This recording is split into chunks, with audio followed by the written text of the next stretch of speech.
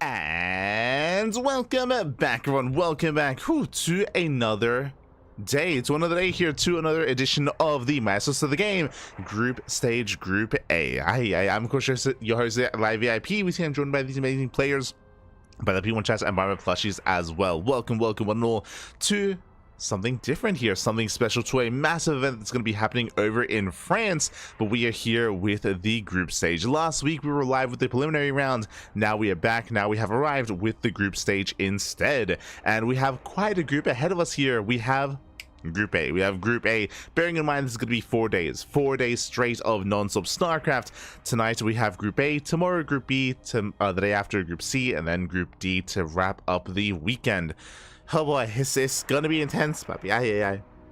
Meanwhile, I do apologize. I barely did get any sleep here, so I'll try to stay as energetic as I can while I can to make it through the group. Bearing in mind that we do have a very intense schedule here, very strict schedule. We just wrapped up with the podcast, then we have, of course, Maestros of the Game, and then we have OSC mid-season playoffs thereafter. So we have an intense day of StarCraft. Let's go, baby. Let's go. This is what, our third cast? Yeah, third cast, happy third cast. As we also had the StarCraft Evolution Championship earlier this morning. So a lot of content, a lot of StarCraft, as always, papi, as always. Oh. Here we go, just catching up in the chat. Bienvenidos, papi, bienvenidos. Bienvenidos as the players are getting ready. Speaking of, we have our 4 players. We have a Classic, a Trigger, Reynor, and SHIN. We have 4 players in the group stage, and let's see. I mean, and we're here to determine who will make it through the groups. Again, top 2 will make it through. It's gonna be a GSL format, of course. Winners will face off against winners, losers against losers, and then the decider match at the very end to determine the final player to make it through the group stage. Oh boy. Now, when it comes to our lineups here, when it comes to 2 players, we do have, oh god. Let's go, baby. Let's go. We're a little bit lopsided, but it's fine, baby. It's fine. Don't worry about it. Don't worry about it. As we have both Classic and a Trigger facing off. Looks like we have our vetoes done. Up first, we have a best of 3 between our 2 players here. Again, Trigger, he is using his lovely phone. So we do have the keyboard cam essentially, or keyboard POV from Trigger. Let's go. It'll be fine, baby. It'll be fine. Oh. As we're jumping into our first game of the series, and spawning in the top left-hand corner of Maganatha, we have the Canadian Protoss player. We have the blue Protoss representing Basilisk. It is Trigger.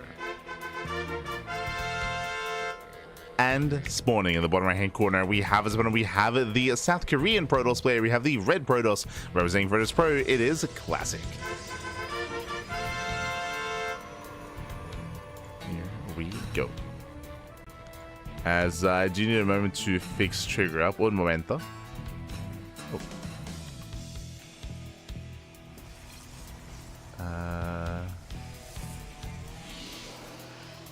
As it looks like there is a little bit of latency going on, unfortunately.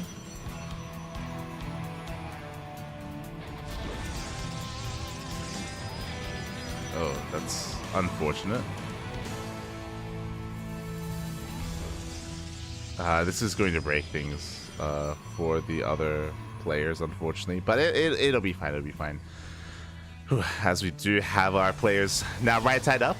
I'll have to fix that up for the other players, unfortunately. But here we go. We do have our setup. We do have our 2-gate openers. Once again, there looks like there is a little latency happening in game. Hopefully, that does clear up over time. Hopefully, it isn't one of the casters that's in the game either. So far, the 2-gate opener out of Classics, 2-gate opener out of Trigger. Probes are moving out across the map. We have a probe on the right, we have a probe on the left, and we are setting up for what should be a proxy robo. Again, Trigger is very fond of proxy robo in PvP. We'll see if he commits into an all-in or if he goes for a fake out. So the pylon has been thrown down for both players.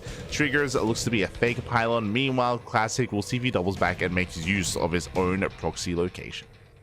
Here we go.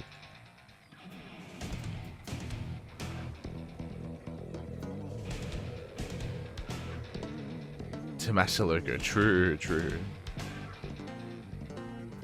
As pylon is done, we're waiting for the tech of choice. Show us what you got, Stargate or Robo. And is going to be the Robo. 1 base all in out of Classic. As we mentioned, he's very fond of Robo base Robo 1 base all ins in PvP. Meanwhile, Trigger, he'll soon be poking in, and he should confirm the pylon is missing, something is wrong. And we'll see how Trigger reacts here back at home. Oh, as Trigger is setting up for the expansion, a little bit less than ideal. He's fanning out his Stalkers, and he is going to check the more standard proxy location, but does he go further out? Does he go further out? Stalkers, they attempt to poke in. Oh. That was a big lag spiking game. Doesn't bode well.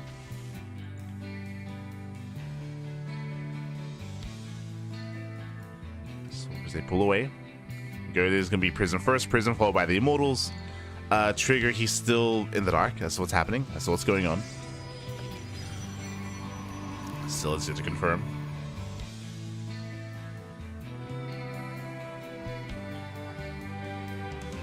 So Classic does move in.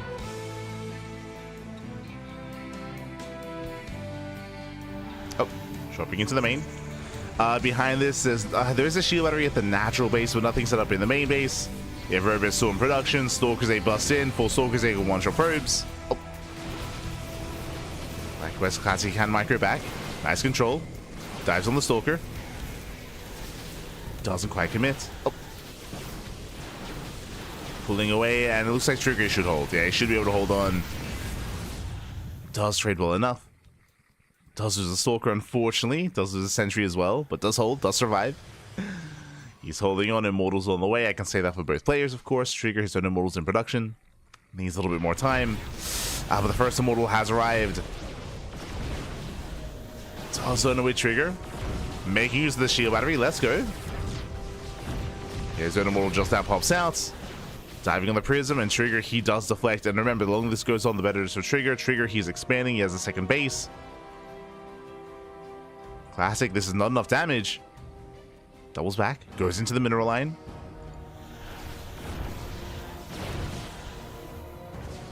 Does go in.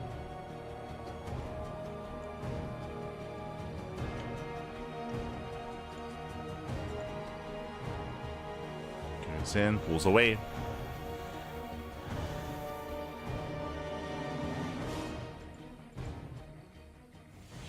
Oh, also, my apologies. We just got right into the game itself. If you're in the chat, it's Gamba time. Predictions are open. Place your bets on who you think will claim the series in the chat. Best of luck, best of luck. Remember, it's going to be full best of 3. Things are looking better here for Trigger, at least in game 1, as he's shutting down the initial proxy. But Classic hasn't lost anything major. You can see here he's lost nothing. 0 units have gone down for Classic. He's been hyper efficient. Hasn't lost anything yet. Now he's going in. Main army towards the natural. And Classic, he may just overwhelm, getting into the first shield battery. Prism goes down. Prism does fall. Massive pickup. The force fields do zone away. Trigger is now moving in. But with his 2 Immortals, Trigger, he should be able to hold on here. Does lose both shield batteries. But he's up in Immortals. Remember, he sniped the Warp Prism. He has no Prism. There's no additional Immortals. This is looking dire here for Classic. Oh no! Speaking of losing the Warp Prism, both players do lose them. Warp Prism goes down.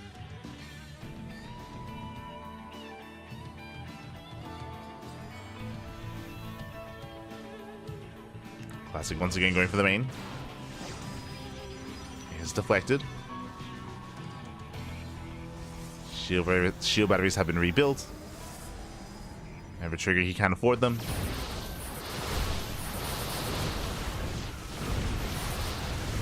Can't afford them here as we just throw down a plethora of force fields. Classic going to be zoned away. But again, he has a nice concave. Immortal's not quite engaging.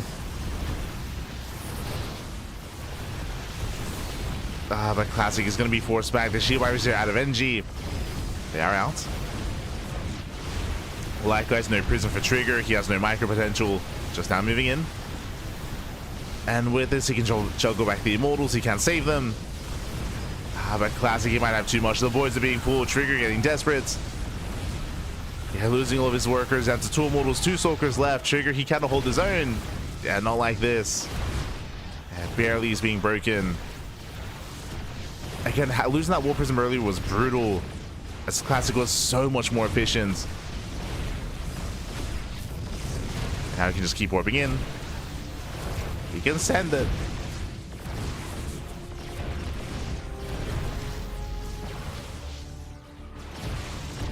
He can send it back. Oh. I mean, Trigger, he did buy time for a third immortal, true. Up to 3 himself. No, up to down to 2. Classic, he does micro well. His 3 immortals are barely standing, barely alive. Oh, down to 2. And down to 2 immortals. We do have Maestros moving in. And they can tank a lot of immortal shots. But Trigger, he survives, cleans up most of the adepts. Down to 1 immortal for Classic. He's running out of steam. He's running out of immortals. He does get into the mineral line. But with these reinforcements, Trigger, he can still hold on. Barely can. 6 probe kills, Trigger not down in workers. Adepts say bust into the main base. Ooh, more probes going down.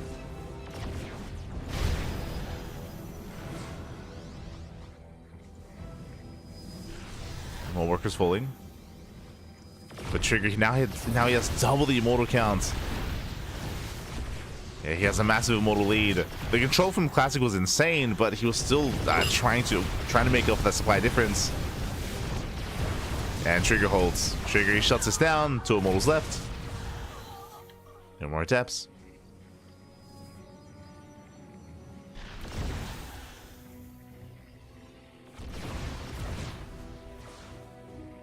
And it was an impressive all-in here by Classic, despite losing the initial 2 immortals. It was a brutal start.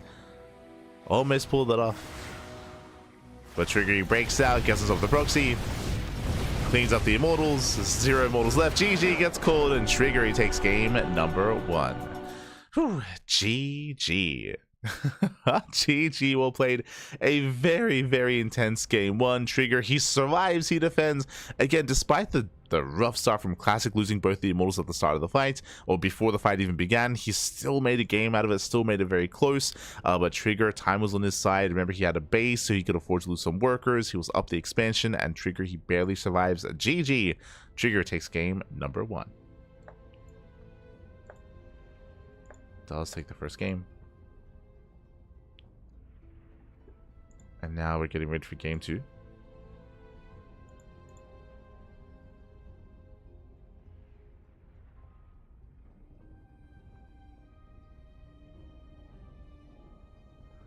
From here, we're getting into game 2.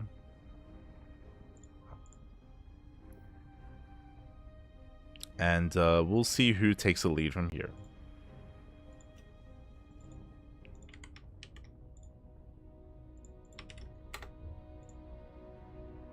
Oh, as game 2 is going to be on Tokamak. Let's go.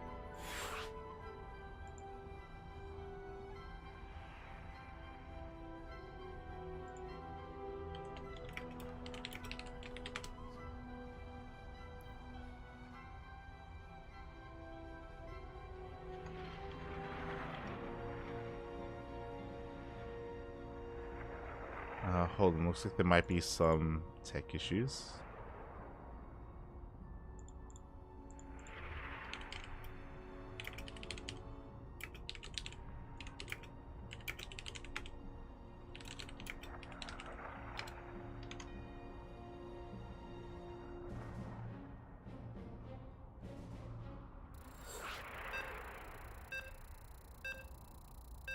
Okay, we're good. Okay, we are good to go as we're getting into our next game, as we're going to be loading into Tokamak here for game 2. Sorry, just just a little bit distracted. We're getting to our PvP, and so far Trigger does take a lead. Do we expect to see Classic go for another 1-base all-in? I wouldn't be surprised if he goes for a fake out. He might just commit. We did mention before that Classic is very fond of going for proxy robo, but we'll see. We'll see if he commits once again, as spawning in the top right-hand corner. Oh. Hold on. I got you. In the top right-hand corner here of Tokamak, we have the Canadian Protoss player. We have the blue Protoss leading the series 1-0. It is a Trigger. And spawning in the bottom left-hand corner, we have his opponent. We have the South Korean Protoss player. We have the red Protoss of Virtus Pro. It is a classic. Okay.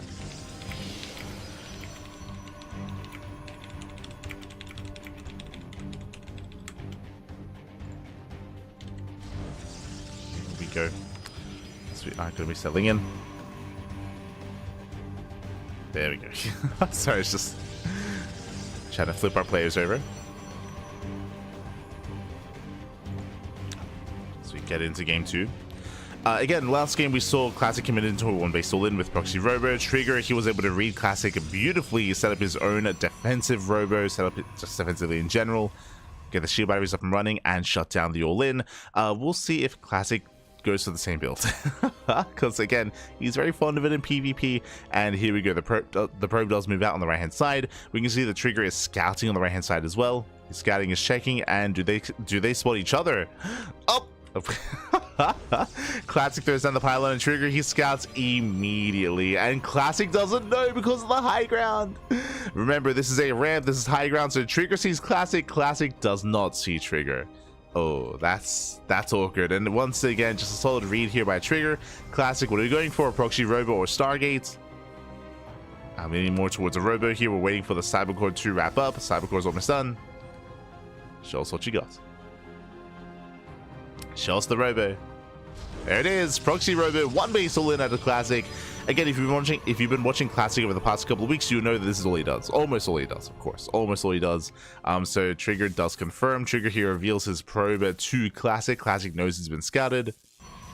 Trigger, of course, opening up Double Stalker. Defensive Robo himself for his own immortal production. So far, so good for Trigger. There's a second pylon to keep everything powered. Second pylon on the way.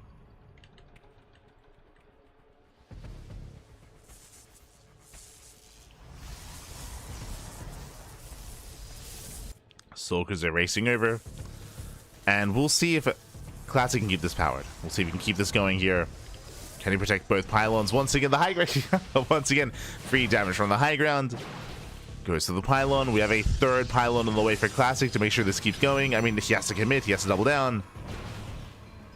And the Immortal will pop out. He will lose one pylon, but just one. Only one pylon. At least Trigger does force a commitment of another pylon. As more Stalkers have arrived. The Immortal's out. I respect it. I respect the Immortal. Remember, Trigger's making his own back at home.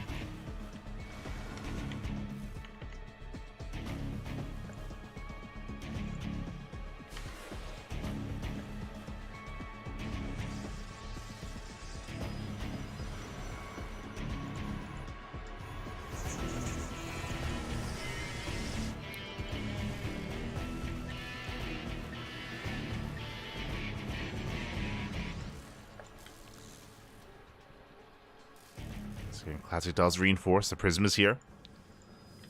Prism has arrived. Oh! Catching the Prism. Getting a couple of hits in. And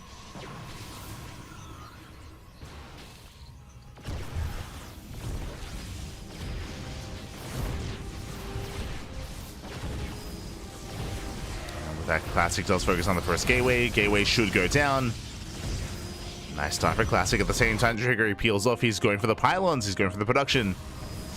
Ooh, a Depth do shade into the mineral line. Probes are going down. Nice force fields. Where's the Prism? Yeah, Prism isn't here. And the Immortal barely gets away. It does pull back. So risky for Trigger to not be here with his Prism. The Prism does turn around for a moment. Yeah, messy defense here by Trigger. And Trigger, he will lose control of the main. Classic, he busts in, voids are being pulled, and Trigger, he will lose everything. he should lose everything here, should lose all his workers. That's going to be 14 dead probes. Trigger took a massive chance doing this, trying to depower everything. It wasn't worth it. It wasn't worth it in the end. As Trigger, he will lose 16 probes. I mean, I say that Trigger, he does survive, technically. He's holding on. And Trigger, he's going for the base trade. Let's go. He's going for the base trade. He survives with 13 probes.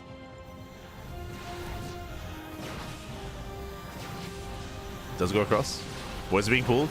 Trigger, he has micro potential. Comes down to the control. As Trigger gets owned away. Yeah, he gets owned away. Stalkers are falling.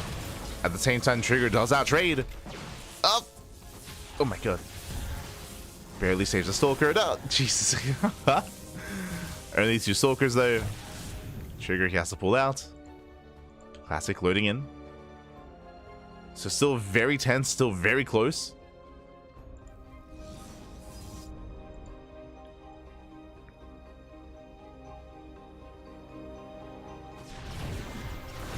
This Classic drops into the main.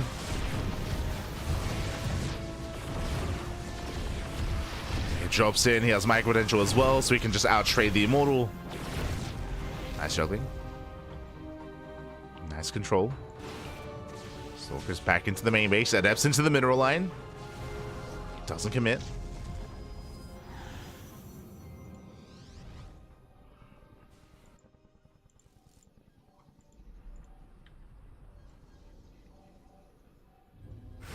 Threatens a shade this time. Oh, he's gonna get what? 3 probes?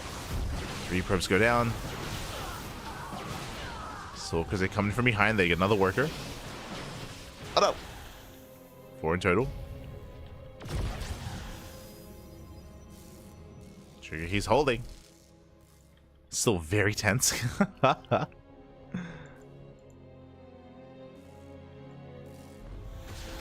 we have 2 fights happening at the same time. Immortals, they get into the mineral line. They get 4 probe kills. Trigger tries to do the same, but alas, is denied. Classic with the slightly better economy. There's the recall. Now everything can come together.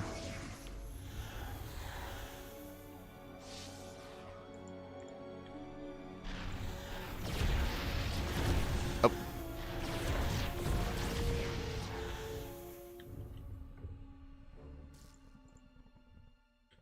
That's Trigger. He's trying to go for the production. Classic does reinforce. Trigger has to be so careful with this prism. Stalkers are here.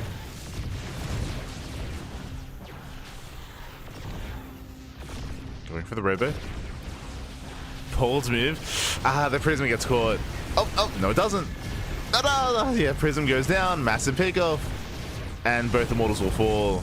Yeah, brutal loss here for Trigger. Losing both immortals and the war prism. So massive win here for Classic.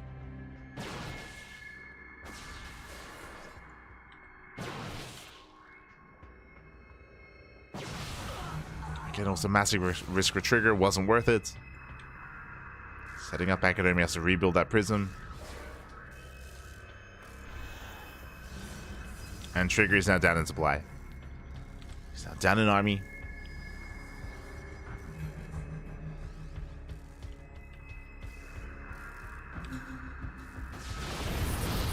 This Classic has double the immortal count. Still comes down to the control.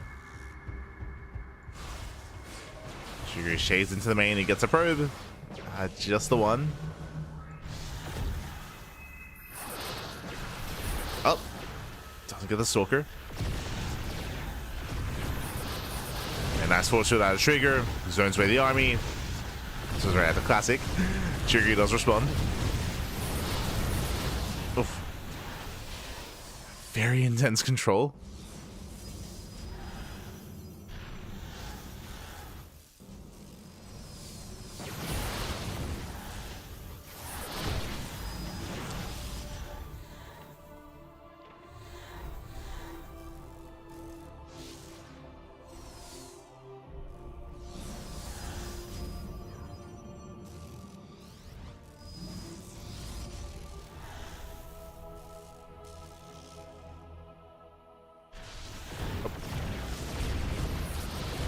Trigger, he tries to move out again.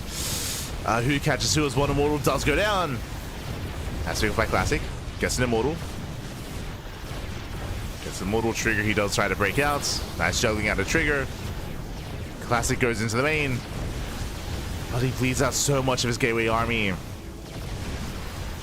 once again, boys are being pulled. Trigger getting a little bit desperate. And with good enough target firing, he will clean this up. Down to 1 immortal. Sorry, down to 2. Down to 2 immortals. Trigger, he's holding. Once again, it does cost him a lot of probes. It does cost him a lot of workers. Now it's kind of...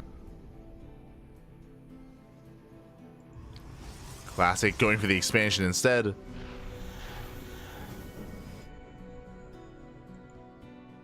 Trigger has to be so careful as to how he engages. Classic still has an army here.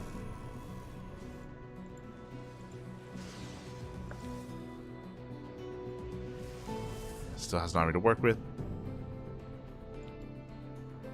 And Classic's getting further ahead. He's getting further ahead. He has mining, he has saturation. Trigger's now the one being forced into an all-in. Well, he rotates. So he moves out with his prism and his immortals. He leaves 2 stalkers at home. Looks like 4. Loving the hallucinations.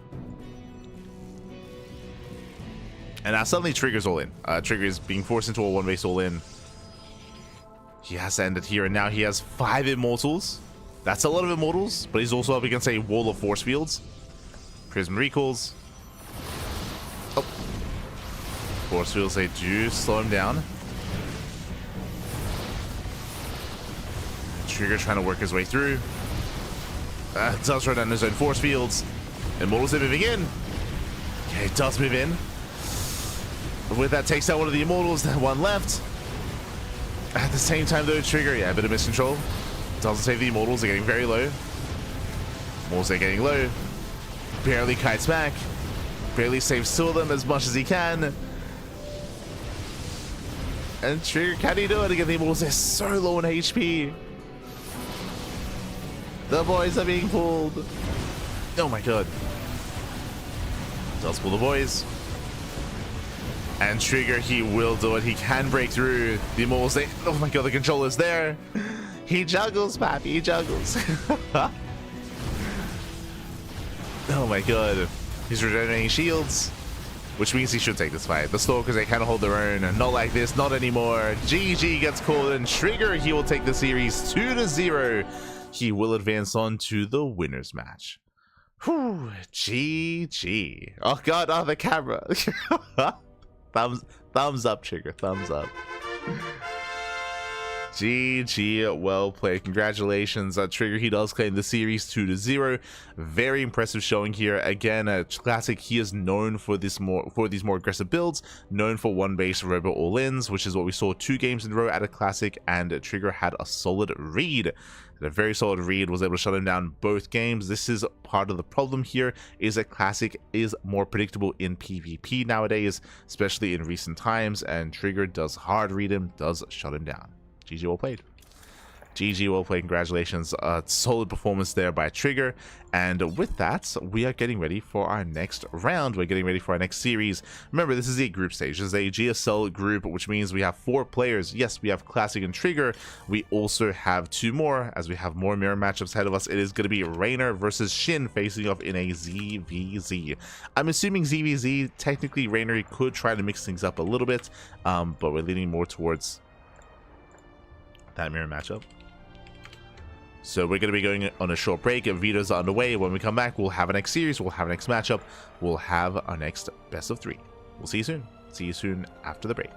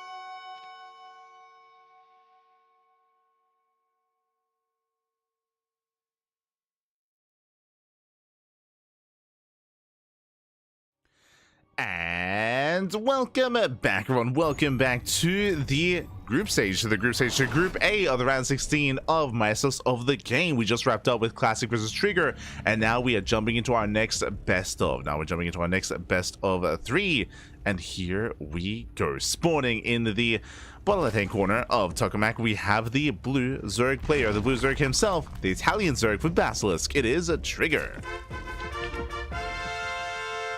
And spawning in the top right-hand corner, we have his opponent. We have the... oh, there we go. We have the red Zerg player, the red Zerg from South Korea representing Weibo Gaming. It is SHIN. Here we go. And if you're in the chat... predictions are now open. Place your bets on who you think will claim the series, on who you think will claim the best of 3 as we are jumping into this fresh best of 3. Fun fact, Reynor, he actually wanted to play Protoss. He did want to play Protoss, but alas, because the rules of this tournament, if you pick a race, you have to commit to it for the entire series. So Reynor, he was told that, hey, if you want to play Protoss, you got to commit, and he didn't want to commit. He did not want to commit, so he did end up switching on out to Zerg. Also, as you can see here, unfortunately, we have no player cam. We don't have a player cam for Reynor. We just have one for SHIN. Reynor currently doesn't have a webcam available. He said that he will have it if he's able to progress through into the next rounds. He'll be able to get a cam in time for the rest of the event. So fingers crossed. Fingers crossed we can get some Reynor cam eventually. Until then, beautiful. It still gets me that he has a green screen, but it's not quite centered. I'm shaking my head. Este SHIN. For now, though, we do have Hatchcast Pool, Sender Opener out of SHIN, likewise Sender Opener out of Reynor as well. We have our Sender Openers. We have our setup. So far, so good.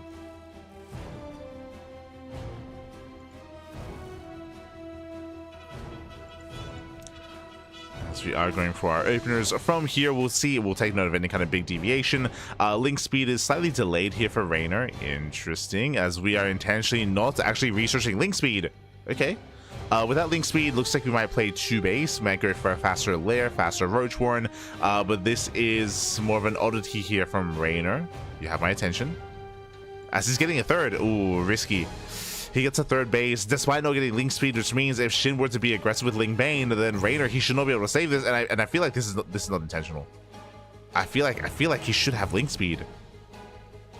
I know that Reynor's been lost in the rifts, which is why I predicted. If you recall, we were live earlier with the podcast, and I was leaning a little bit away from Reynor. Yeah, he's getting a Bailey nest. No link speed. No, he forgot link speed. No shot. Reynor, I know that we've been playing a lot of League of Legends, Pappy, but come on. No shot. He's got the gas for it. Reynor, he should lose this third. He should lose this third base. He's going for the Roach Warren as we speak. Okay, so okay, because the Roach Warren, it looks like he's adapting to what's going on, and he's going into 2-base Roach. But again, he should lose the third. Alas, we can see SHIN is droning. Okay, SHIN is droning, so Reynor, he will get away with it. He will get away with it. He should be fine. This was very greedy from Reynor, and he should have been punished, but he won't be. I mean, because SHIN, he doesn't know. Like, there we go. SHIN, he spots the Roach Warren. He sees these Zerglings as well. Baits out the Baneling. Nice control there by SHIN, and he's going for it. Yeah, he does move out across the map. It might be too late to punish the third base, though. But again, this is hyper greed out of Reynor, and he shouldn't get away with it, but he may be able to. Links him in. And so far, they're nice and mining, but they don't kill the drones. Yeah, they don't get enough damage down here. One drone, if that goes down, Reynor holds. Reynor, he does hold on. And SHIN fails to punish. With that, Reynor takes a lead. So Reynor, he takes a lead, he gets ahead, does have the better economy, does have the higher drone count.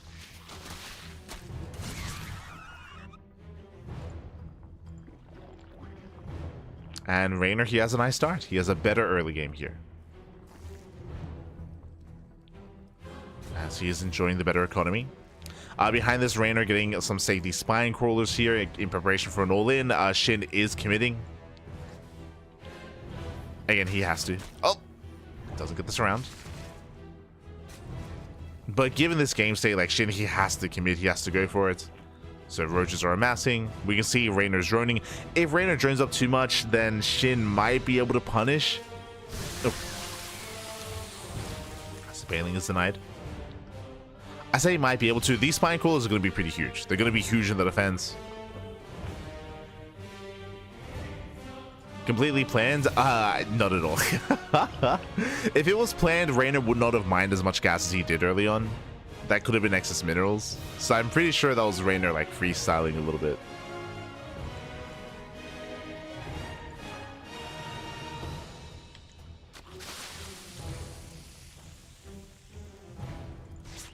I mean, he got away with it. As SHIN is all in. SHIN is all in. And again, we'll see if he can punish Reynor. Reynor is throwing down the wall of spine coolers. He has 2 spine coolers ready. He has 3 more on the way. And we'll see if Reynor can survive. Remember, time is working in his favor. The longer this goes on, the better it is for Reynor.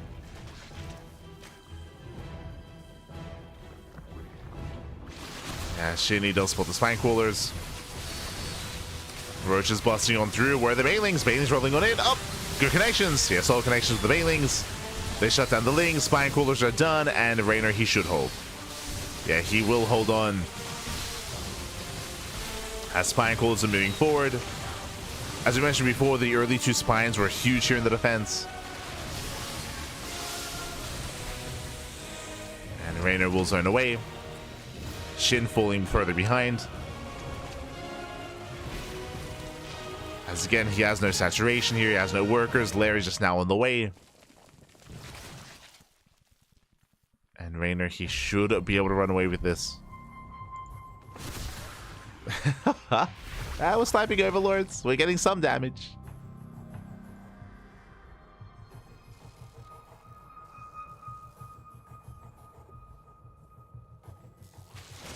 There you go.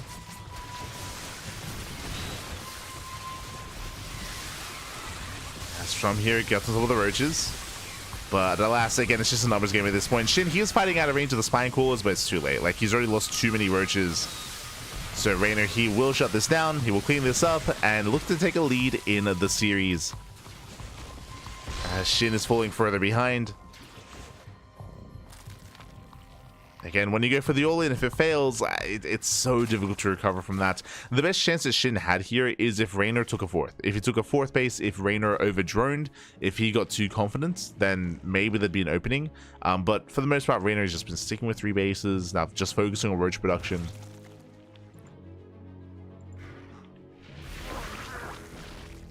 SHIN is sniping a couple of overlords. He's doing what he can.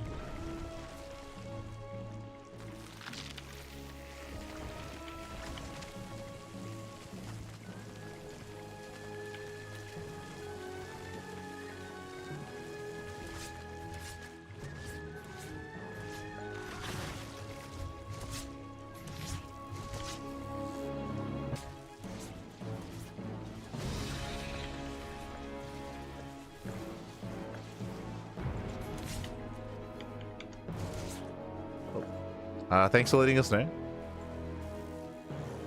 So we'll fix up the... There we go. We'll fix up the title.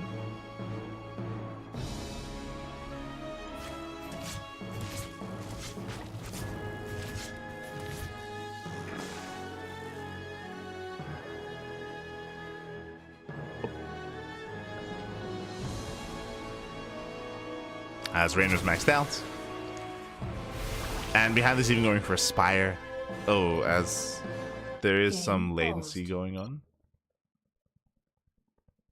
Yeah, massive lag spikes here. Hopefully things clear up. Assuming this is a player, it might be one of the casters. We did notice latency earlier on the Korean server. Oh, the indie, no! It's hard for us to know who exactly it is.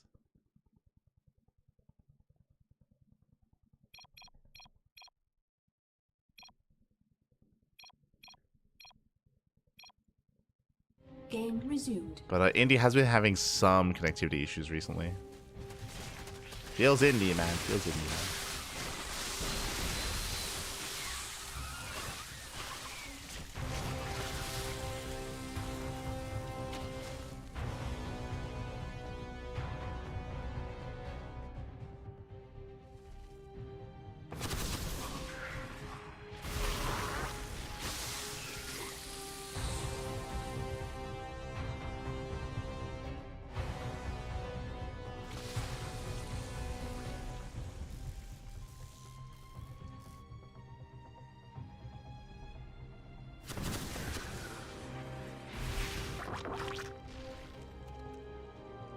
As Reynor, he's actually being quite passive here.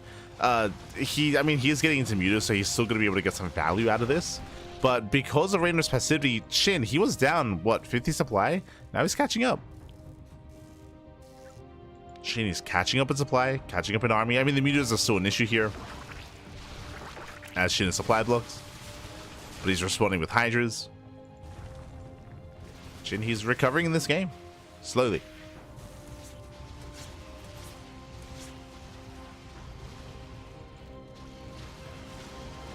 As he's now going to start losing drones. Yeah, he's so unprepared here for the Mutas. Bit of fun contamination. Reynor's moving in. Hydra production has begun for SHIN, but SHIN, he has no money. He can barely afford Hydras. And Reynor, he should get the expansion. Gets on the 4th. At the same time, Lings, they do hit the 4th base of Reynor.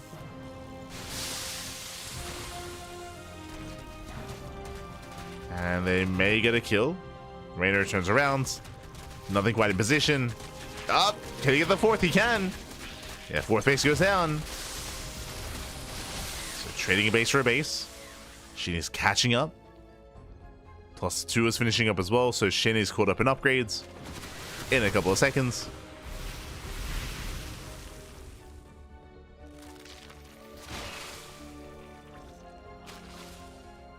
Bearing in mind as well that, remember, Reynor, he only made like 5 mutas. Like the muta count is not meant to be a part of the army. It's just there to harass.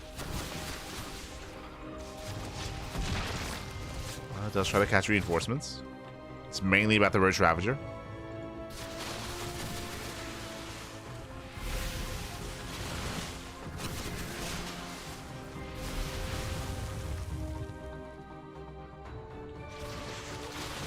That's SHIN moving in.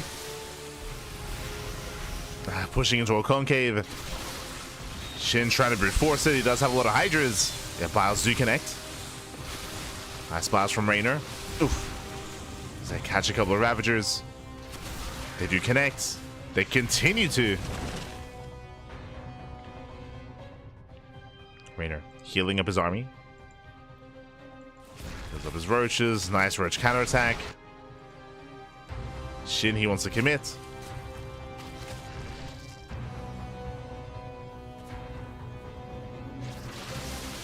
Trying to commit in. Does zone. Biles sent to zone away. SHIN, he's running out of Roaches. Oh, coming in from behind though. Coming with his reinforcements. And is it going to be enough? The Hydra DPS is okay, but again, there aren't many Roaches left. We have 30 more Roaches in production for Reynor. Jesus. Again, Reynor, he has had the superior economy for quite some time. With that, had larger bank. With that, Reynor, he remaxes, and SHIN cannot keep up.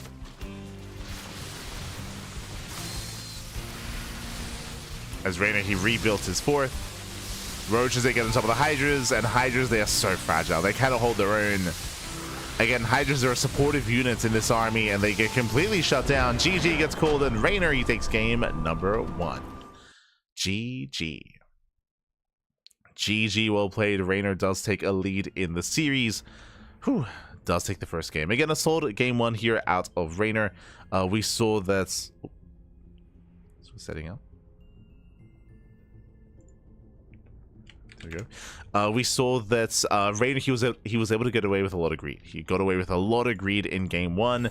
We saw that we saw that SHIN, he was unable to punish. He tried to punish once he realized that what Reynor had gotten away with the faster third base, with the lack of link speed, with the delayed tech. SHIN, he tried to be aggressive, but he failed to really get much damage done. He went for the follow-up all in, and Reynor, he was ready for it. He had his spine crawlers finishing up. He had 2 spine crawlers into 5 spine crawlers set up at the third, and he took a very, very phenomenal fight. He shut down his opponent. He shut down SHIN. GG. GG, well played. From there, Reynor was in the driver's seat. He did allow SHIN to max out, which gave SHIN the opportunity to try to, bring it back in that game.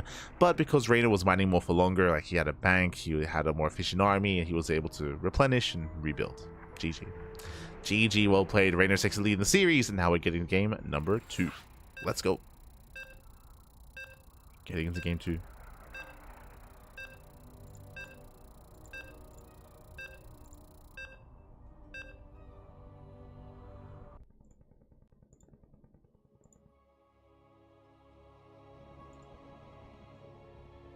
Go.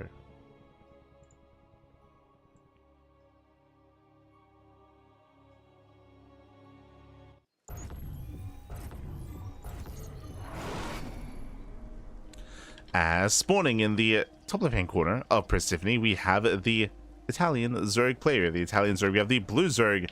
Oh, representing Basilisk, leading the series 1-0. It is Reynor.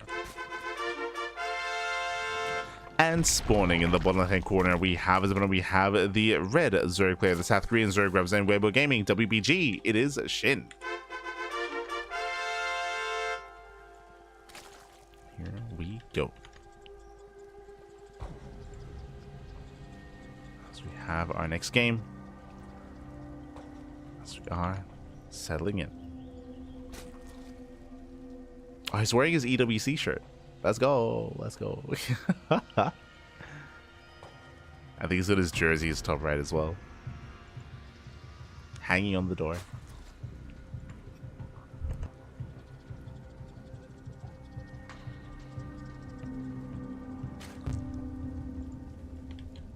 As from here, we have our standard openers, hatch gas pool. Everything looking normal so far. We'll see if anyone cuts any corners. We'll see if anyone gets away with any greed. Reynor kind of set the pace for the series in game 1. We'll see if we can do it again. We shall see.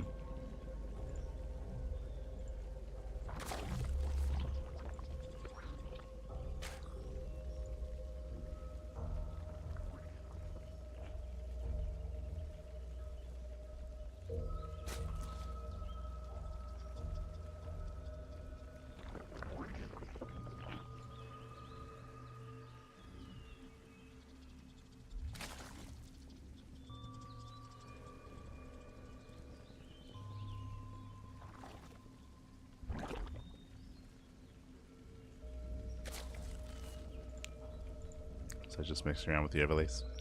Oh.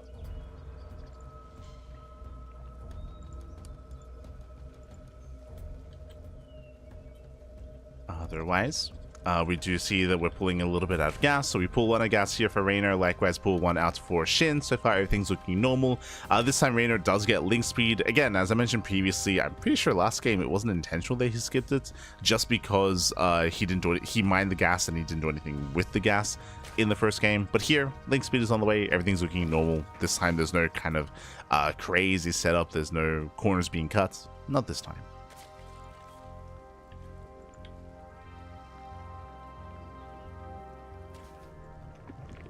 So we have a Bayless on the way. Both players spot each other. We'll see who's going to be the aggressor, if anyone. Otherwise, we could just go from here into Roach Ravager. The first sign is who flinches, who commits into Ling Bane aggression. Who's it going to be? Early Roach one. Very early Roach one out of Reynor.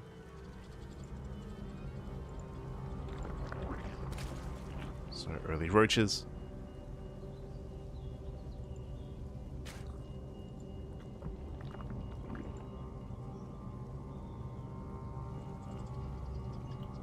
SHIN behind this, going for the earlier Evo chamber. Interesting. With this, he can go into +1 Carapace into a Ling Roach space all in. We'll see what upgrade he commits into. Meanwhile, Reynor, he's going to be aggressive faster with that hidden roach one with the earlier roach production. Oh boy. So roaches are amassing.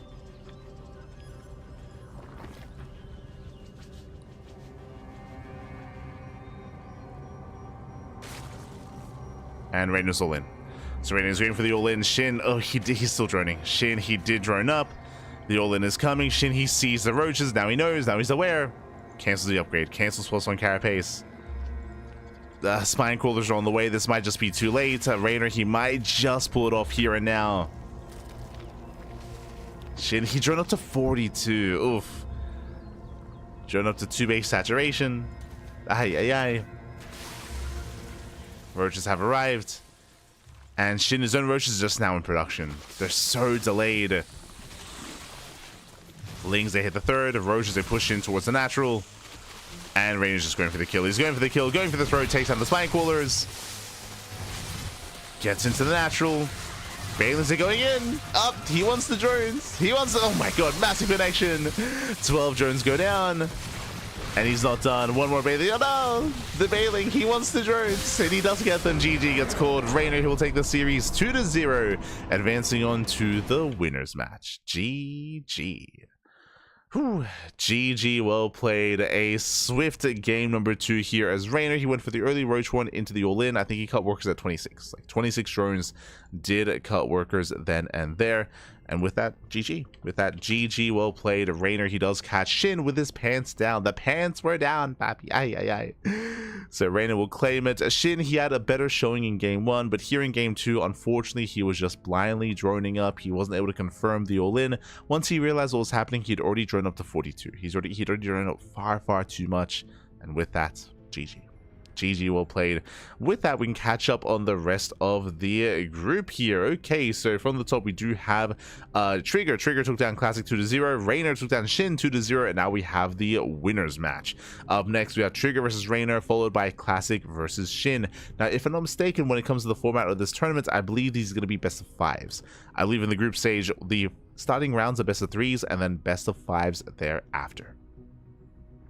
Yes, so purely best of 5s from here on forward.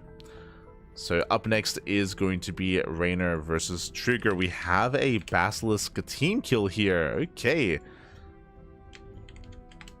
And we'll see who's able to come out on top. For now, we're going to be going on a break. Going to be going on a short break. Players need some time to conduct their vetoes, to get their vetoes up and running. So when we return, we'll have that best of 5. We'll have Reynor versus Trigger after the break. See you soon. See you soon.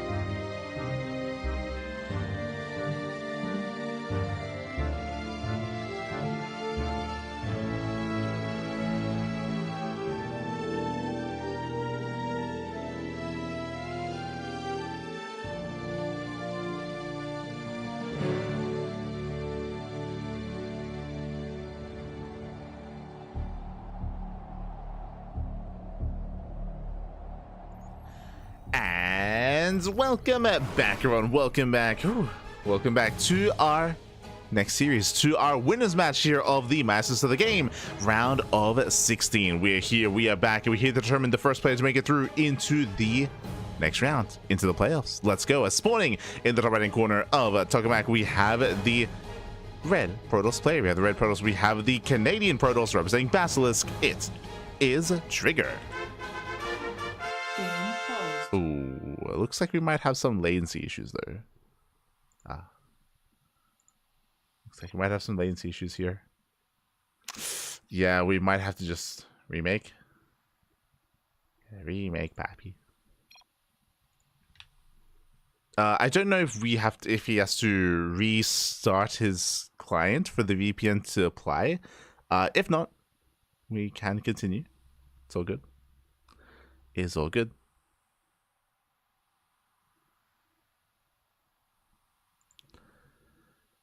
As our players are setting up, but once again we have our vetoes. As a reminder, best of five between Trigger and Reynor. The initial matches were best of threes, but now moving forward, the winners match, elimination match, and decider match are going to be best of fives instead. So we have plenty more matches ahead of us, plenty more matches to come. Oh boy, and it's going to be an interesting one here, just because we don't often see Trigger and Reynor play against each other. They're from different regions, right? So they're from, even now we have Trigger in Korea and Reynor in Europe. Ping is going to be a factor, unfortunately, when it comes to both players and how they're able to perform. But overall, looking forward to a solid series. Let's go. Let us go.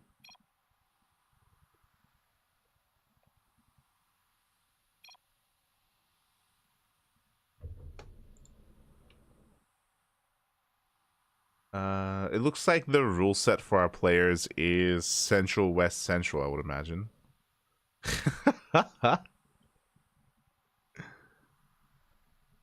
Yeah, so they do have EU advantage for this tournament.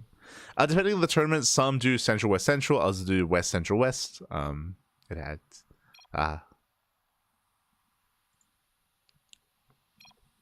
There we go. Jumping in.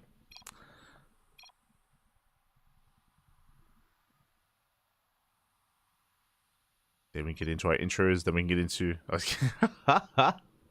Call him up, Pappy, call him up. At 3 a.m. in the morning. You'll be fine, you'll be fine.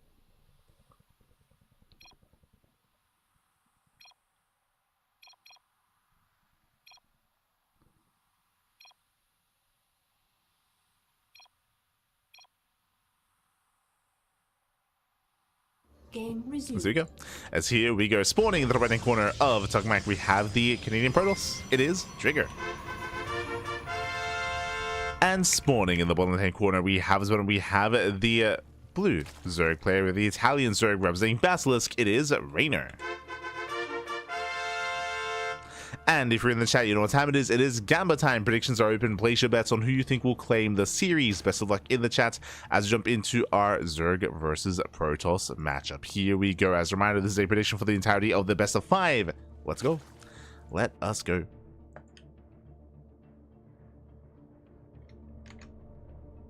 Turn off the webcam. That might help, I guess. Bearing in mind that the issue is like ping to the server, not necessarily an internet thing.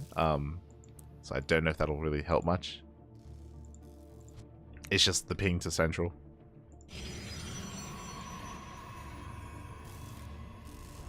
But regardless, here we go. Regardless, we are going to be settling in. We have initial opener, gate expanded, cybercore, standard opener out of Trigger. Likewise, Reynor going for its own hatch gas pool. Nothing crazy, nothing wild, not yet, between our two players. Now, coming into this, Trigger, he's typically known for going more standard mid-game play, so we don't really expect too much out of him when it comes to the early game. We're expecting Stargate Opener into a third base, into Twilight Council +1 and Blink. If he does deviate, we will try to take note of that, whether it's going into an earlier Twilight Council for earlier Glaives, earlier Council for earlier Blink timings. I'm sure that Reynor and Trigger do practice together. I'm sure they're familiar with each other's style here, and it's going to be an uphill battle. Now, Trigger, he can pop off in PvP, as we saw. He was able to shut down Classic. I'm sure Reynor is very happy about that. If you recall, earlier today, we were live with the podcast. We were live with our own SS2 talk show, or just, I guess, news show and like wrap-up show. And we did go over Reynor versus Classic. They faced off in the Basilisk Big Brain Bouts, and Classic did 3-0 Reynor a couple of days ago.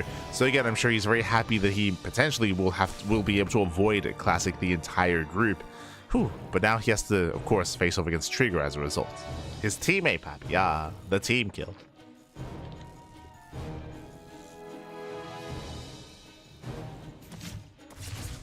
Setting up. So far so good. Stargate open out of Trigger. Does open Stalker, which is not of the norm. I just realized. Stalker open out of our Protoss player. This is designed to typically hunt down Overlords and deter vision, deter scouting. But instead, Trigger he moves out with the Stalker instead. Doesn't achieve too much. Speaking of denying vision, is opening up Void Ray. Okay, you have my attention. Stalker into Void Ray. Both units to shoot up. Both units designed to shut down the Overlord. Okay. Este Trigger. So we can look to chase down these Overlords. Behind this, he might be hiding tech, or he might just play standard. That's the scary thing about this. You can still get a third base up and running. You can still build up into a standard game. Or we could see, for example, a second Stargate, a Fleet Beacon, and rush into Tempest, rush into Carriers, go for a faster Twilight Council into Glaive of Depths. There are definitely builds and styles that you can try to hide behind this instead. As Lings they move out to deny the third. Void Ray has arrived. There's no Oracle to defend, and the Adept is going to get surrounded. Yeah, Lings they move in. Oh. Lings they collapse on the Adept. And Adept does hold. Void Ray does respond. So far so good. Trigger does hold. Holds, he defends, has yet to hunt down the Overlords, and Trigger, he's going for double Robo. Okay.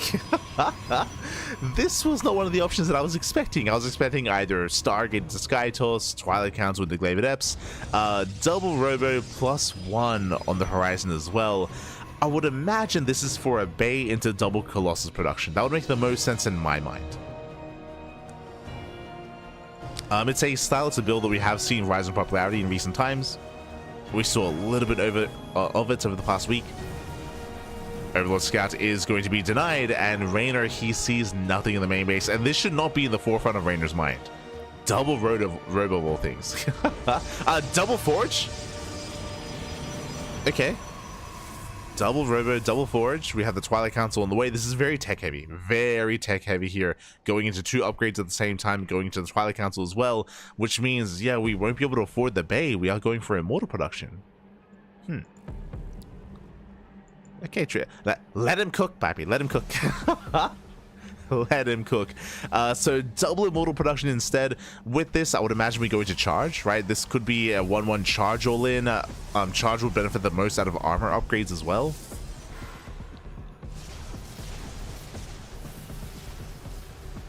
Instead of Glaive of Depths, yeah, armor upgrades on the way. Shows that upgrade. Meanwhile, back at home, Reynor going blindly here into his own Spire play into Mutas. Did go for a safety Roach Warren, did run up to 3-base saturation. Muted play on the way. Honestly, this is gonna get a little bit rowdy. It's gonna get a little bit chaotic. Trigger, nothing shoots up. Now, it is gonna be a charge base all in as we had assumed, but what does that mean? That means no Blink Stalkers. That means no limited anti-air, right? The anti-air is very limited here for Trigger, so Mutas can shut him down depending on the timing. Who hits first? Who does hit first? Aspire is halfway done, and Trigger, his upgrades are still a ways away. It's going to take a while here. It's going to take a while for this to really move out and hit the field, as is waiting for Archons alongside this. Immortals are revealed. And Muta's going to be ideal here. They may just force the issue. They may just force Trigger to commit across the map into an all-in. As Trigger, he hasn't seen anything, and he shouldn't, right? There's no Oracle. There's no Oracle. This is a Phoenix. There's no way to easily get into the bases to scout. No without hallucination, but there's no sentry either. So limited scouting here from Trigger. Muta production has begun. We have 8 mutas on the way.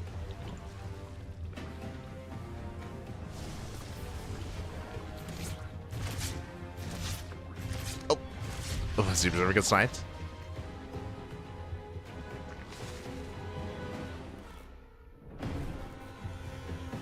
And again, this is a lot of Immortals. It's an impressive army, don't get me wrong. It's very impressive. It's terrifying, especially against a Roach-heavy composition. Oh, Reynor, I don't think he's fully aware. He's going into Overlord speed. Numerous has Carapace. This is going to be for him move out. He's pushing out with not just roaches, with queens as well. But I don't think if he really, I don't think he really should. There we go. Does spot the army. Spots the army. Mutas move in. Trigger, he's unprepared, unaware. And probes are going to go down. Yeah, 5, 6 probe kills already. Now going into the main base. No cannons, no shield batteries. Trigger, he commits. He's all in. Trigger, he's completely all in. And we can see that Reynor's maxed. Reynor, he's maxed out. With Ling Roach Ravager coming in for the surround. Oh no, the Miles. It locks down the Immortals. And doesn't even need to bile. He does focus on every single Immortal. With that Trigger, he's falling apart. Reynor moves in. Again, it was a cheeky build out of Trigger going into Mass Immortal, which could have worked. Except Spire is a hard counter. Like going into Spire, going to mutas like this, does completely shut him down. GG gets called, and Reynor takes game number 1. Whew. GG. GG, well played. Reynor does take a lead in the series. Again, just a really unfortunate setup or circumstances there for Trigger. He had a cheeky build, which was really cool to see. Unfortunately, was really cool to see. Unfortunately, we saw that, alas, Reynor, he was blindly going into a Spire play into mutas, which was almost a hard counter, as nothing shot up. There was no Blink Stalkers, no Phoenixes, no response. He had Mass Immortal, and that did nothing against that. Likewise, Reynor, he was able to build up a large enough army to catch the army out in the center of the map. It would have been different if Trigger was defensive. If Reynor was pushing into a defensive setup, into offensive Protoss player, different story. But as we saw, Trigger, he was forced out into the open because of the mutas, right? He was forced out into the open, and that's when he could be surrounded, could be shut down. GG. GG, well played.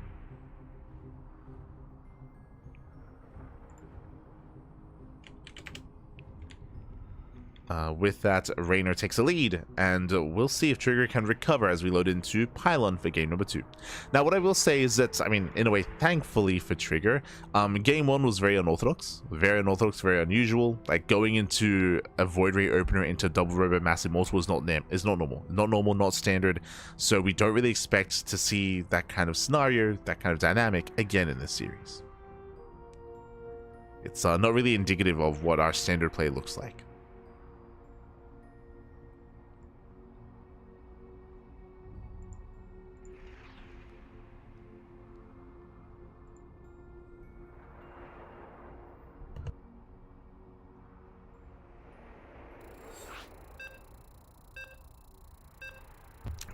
Here we go. We're loading into Pylon. Pylon is going to be a much smaller map. The map pool, of course, much smaller.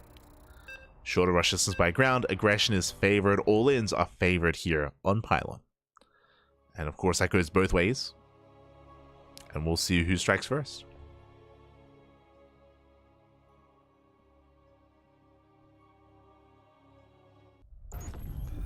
See who strikes first. And spawning in the bottom right-hand corner of Pylon, we have the Canadian Protoss player. We have the red Protoss representing Basilisk. It is Trigger. And spawning in the top left-hand corner, we have his opponent. We have the Italian Zerg player. We have the blue Zerg representing Basilisk. It is Reynor. Leading the series 1-0. Oh. Hello. As he does open up with a much earlier spawning pool. Let's go. So 13 pool here out of Reynor. Is going to be hyper aggressive. If you recall, we did just mention how Pylon does favor aggression. The reason for this is Pylon is a smaller map, a shorter rush distance by ground, so it doesn't take as long to get across the map to reinforce and to commit into aggression. Speaking of aggression, we're going for the proxy hatchery as well. So early Ling Flood into hatchery. No gases, bear that in mind, so no Ling speed. No roaches. As the drone is moving in for that hatchery. Reynor, he's having fun. It's getting ready for the hatch block. Oh. Ooh, there was a bit of a lag spike there. There we go, here comes the block. Trigger, he pulls the boys to focus this down. We'll delay the Nexus. And Link production has begun. Trigger checking his vision here. Trigger, he is now moving out with the probe scout. Trying to get a read on what's going on. Thankfully, he does have a safety zealot on the way. And Trigger scouts. He sees, he knows. He sees it's coming his way. Lings are flooding. Zealot does pop. Second zealot's on the way as well. But we need a wall up. Trigger, he's got the money for it. Second gateway, but the wall is open. Oh, never mind. Going for the gateway, actually. Okay. I mean, the wall was open, but the gateway is denied. And Lings are moving in. They're coming for the surround. Oh, they lock down the zealot. Zealot is surrounded. One zealot left. Reynor behind this is expanding. Comes in for another surround. Locks down the second zealot. And things are getting dire here. Going for the pylon. And can he depower the gateway in time? It's going to be close. Can he get it? The pylon goes down. Depowers the gateway.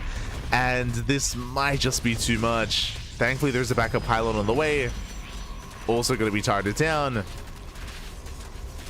But I believe the adept should pop out in time. Yeah, it does pop out. Adept has arrived, but we're still flooding Lings. The hatchery is complete. Queen is on the way. Lings are on the way, and Reynor, he will just overwhelm. GG gets called, and Reynor, he will extend his lead in the series 2-0. Whew, GG. Reynor does take game number 2 here. Again, a build that is a little bit more tailored towards pylon. As we mentioned, this build does hit harder on pylon because Lings, they get across the map even faster than normal, even faster than, say, on Maganatha or Tokamak or some of these other larger maps. GG, well played. Unfortunately, Trigger, he had a bit of a later reaction to what was going on. I'm specifically referring to his late reaction to wall off. He had the money for it, he scouted with a probe, but it took a couple of extra seconds for him to start to throw down that gateway. Those extra seconds, they mean more progression, more health, more HP, more shields to preserve that wall, to preserve that gateway, to be able to build up, set up, and potentially pull off a defense. Every second does count. As you saw, the adept was seconds away from finishing the zealot as well. Like, every second did count there and did barely go the way of Reynor. GG, well played. With that, we're getting into game number 3, potentially the final game of the series. As a reminder, this is a best of 5. First to 3 wins will claim it, and Reynor needs one more to claim the series and to have the luxury of going to bed, to ending his tournament run early here to make it through into the playoffs. Oh boy. So players are getting ready, and the pressure is on Trigger. The pressure is on. He's already achieved so much. Like, Trigger, he did so well in the first round against Classic, but here against Reynor, he is struggling. And we'll see if he can redeem himself. We'll see if he can recover and make a series out of this. If not, do not fret. If you're a fan of Trigger, this is the winner's match, which means there is a safety net, right? There's a safety net underneath the players to catch them as the loser of the series goes down to the decider match. They'll have another opportunity to make it through. They'll have another opportunity. For now, we are getting into game number 3, Ultra Love. Ultra Love, another one of these smaller maps, also has a shorter rush distance by ground. We're expecting more aggression out of Reynor here. Oh boy, not the same kind of aggression, but aggression nonetheless. As spawning in the top right-hand corner of Ultra Love, we have the Italian Zerg player. We have the blue Zerg representing Basilisk. It is Reynor. One game away from advancing on into the playoffs. And spawning in the bottom left-hand corner, we have as opponent, we have the Canadian Protoss player, the red Protoss representing Basilisk. It is Trigger,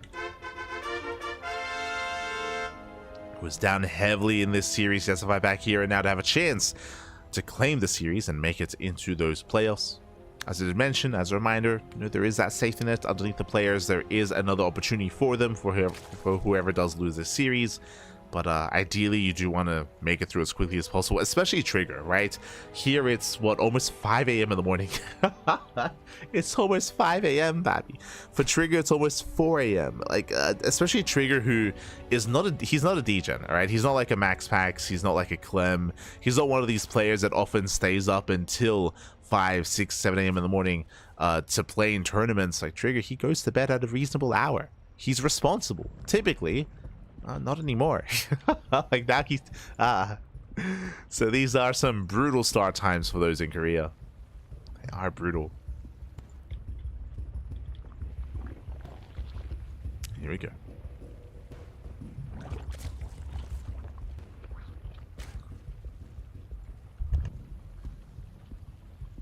As for now, we do have a standard opener, hatch gas pool. Have our hatch gas pool. I see in the chat, whole of Group A today. Yes, yes. The plan is to cover the entirety of Group A. Tomorrow is Group B, day after Group C, and the day after Group D. So every day here is going to be one of the groups.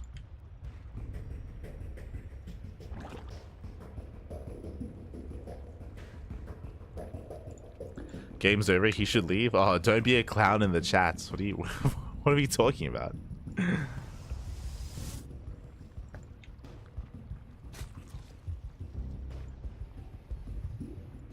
I don't think Trigger Overstayed is welcome. Like what? I don't think the last game was indicative of like a fantasy GG timing at all. What are we talking about?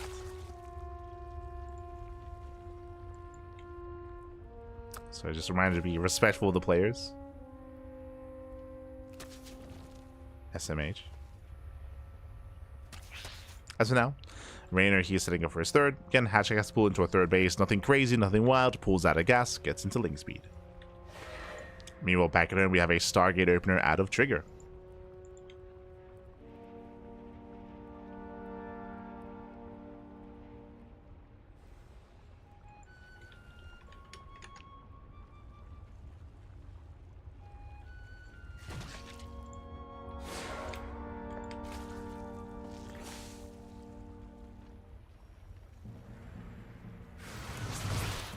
Say shed into the mineral line. They get one drone kill so far. Just the one, which is not quite worth it for Trigger, as one adept will fall.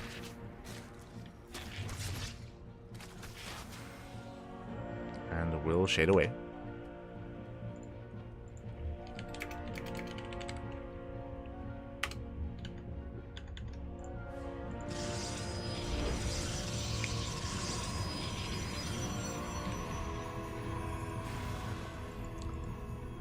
From here we can tech up. And so far everything's looking a little bit more normal. I mean, Trigger, he wasn't really able to get into his game last time. So from here, third base into tech, Forge, Twilight Council is what we're expecting out of Trigger. We'll see. See if he has something different for us. As Reynor did invest quite heavily into these Zerglings. He's moving out. Moving out across the map. The Oracle is revealed, and it is go time for Reynor. He's going for the third. Back at home, there's one adept to defend. And the Trigger, he does skip the second Oracle. Oh, no. No. He skips the second Oracle, which means he got a full surround. That's going to be a cancel on the third base. That is a brutal start here. Brutal start for Trigger. Again, no second Oracle. Third base is canceled, and Trigger, he's stuck with two bases. He cannot expand. I mean, thankfully, the first Oracle did race back home, but we're going to force another cancel. No! Does force a second cancel. And Trigger's going for a two-base all-in. Two-base all-in, we have a Gateway Explosion, we have Blink on the way, +1 on the way. It's all or nothing here for Trigger. Once his upgrades kick in, it's go time. As he's going to have a 6-gate setup on two bases. Does run on the third once again. Thankfully, Reynor, he's playing it safe. Playing it safe, going for the Roach Warren. He's not going purely Link Hydra. If he did, then there could be an opening here. But a very comfortable start for our Zerg player.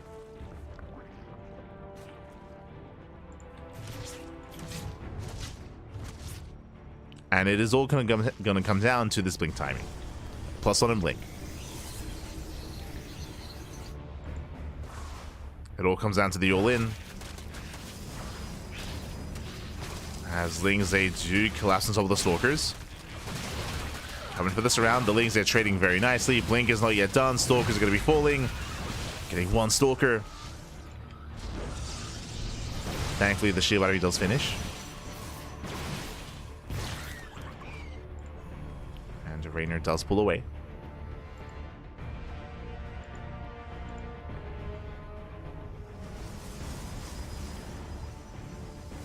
Reynor pulls away, and one mistake that Reynor could be making here is overdroning. We can see here 60 drones. 60 drones getting a fourth base. He is staying on a lower drone count. He's focusing, fixating on purely Ling Roach Ravager production. So he should have the army. He should have what it takes to hold, to survive. to defend against the Massling Stalker.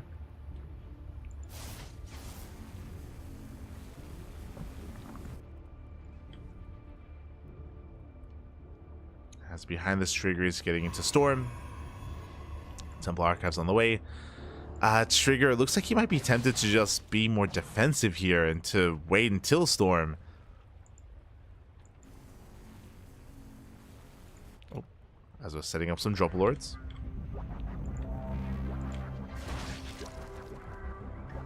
Reynor going for the Link Drop.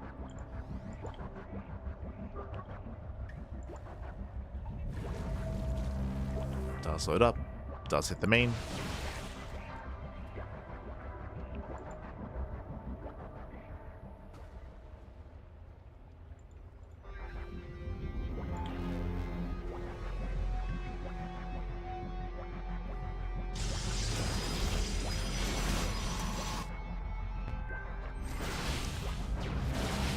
And Trigger, he will deny the 5th.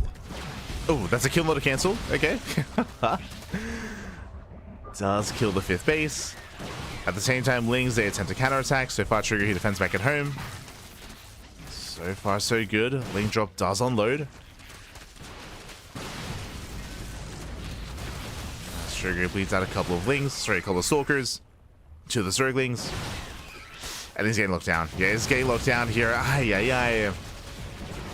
Brutal losses. Storm is not yet ready. And Lings, they pop off in the base as they get into the mineral lines. That's 6 probes going down. 9 probes even. Oh, God. 9 probe kills in the main. And Reynor, he trades well. Trades well here. He loses mainly Zerglings for 7 Stalkers and 9 probes. A couple of Ravagers go down, but again, this is still a worthwhile trade for Reynor. And behind this is Taking. Getting his 4th base, droning up. We have the Lurker Den on the way. Hydra Den is done. And Reynor, he's about to max. He's about to max out. Now, my assumption here was that Trigger was going to be forced into a 2-base all-in with a fake 3rd. But Trigger, he's trying to stabilize and trying to macro out of this. It's an ambitious move here from Trigger. It's very ambitious. He's relying on Reynor to make mistakes and to give Trigger the opportunity to actually recover in this game. The problem here is that Reynor is teching. For example, if Reynor maybe under-droned, if he maybe overcommitted into Ling Roach Ravager, if he stayed on the low-tech army, then there could be opportunities here for Trigger, for sure. But as we were pointing out, Reynor is teching. Hydras are on the way. Lurker Den is done. Hive has begun as well, right? Like, he's not really resting on his laurels. He's not tunnel visioning. Reynor's taking further up. So Reynor, he's maintaining his lead. I will say that Reynor, he has been the victim of having overconfidence in the past. But that's part of his personality. But here, he's, again, just, you know, making sure he doesn't cut any corners. Reynor's being secure.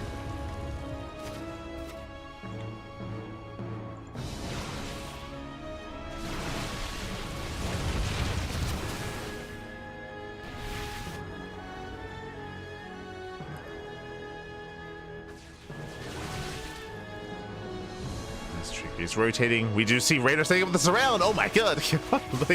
They come in from behind. They lock down the High Templar. And we're collapsing on the Stalkers. We do have some decent storms here, but only a handful of storms. Stalkers, they blink away. Lurkers moving in. Oh, Reynor otherwise distracted. 5th base going down for the 2nd time. Nice time on the Lurkers. Trigger, he controls well. Despite this round, he escapes with most of his Stalkers. Oh. So Trigger trading as best he can. Likewise, another storm of the Roaches. The Roaches are so softened up. They're so low.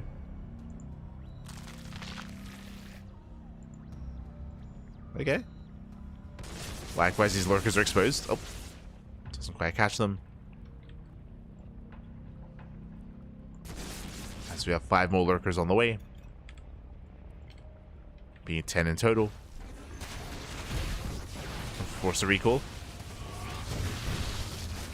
Force a recall a handful of units.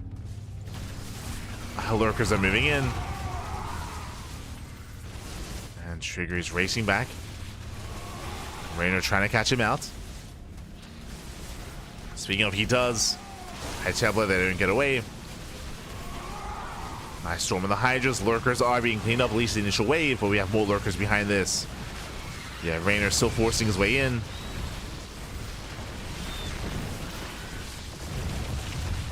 And Trigger, he can't quite engage, not into all these Lurkers.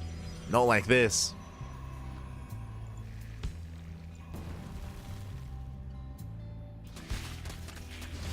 As Reynor gets onto the base, gets onto the Nexus. Trigger sniping some Lurkers. Again, like, the control is there. Unfortunately, the economy isn't, right? The economy isn't. He's stuck on 3 bases. Doesn't have the money to sustain this. And we surround the Immortals. And catching out 1, 2 Immortals. Lurkers, they move in towards the natural. Just pulling Trigger apart. And GG gets called. GG gets called. Reynor, he will claim the series 3-0. Advancing on to the playoffs. GG. GG, well played, congratulations. Reynor, he will claim the series, does advance on. A solid performance here out of Reynor. Again, Trigger, he had potential here, especially like game 1. Game 1 maybe dictated the pace of the series as well, kind of was able to showcase that. Oh. There we go. As Reynor does take the 3-0. Again, I'm referring to Trigger going for a unique quirky build going into Mass Immortal. Unfortunately, the Muta play just completely shut him down and everything just went downhill from there. Reynor looking very comfortable in this best of 5.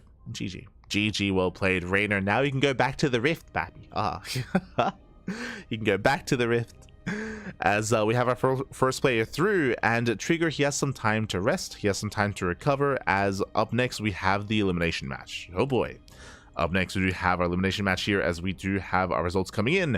Reynor takes down Trigger 3-0. Up next, we have Classic versus SHIN in another best of 5 in that elimination match. Meanwhile, we have a Trigger waiting for the winner of Classic and SHIN. So Trigger, he has some downtime here. We're going to be going on a break, and when we come back, we will have that PvZ between Classic and SHIN. See you soon. See you soon after the break.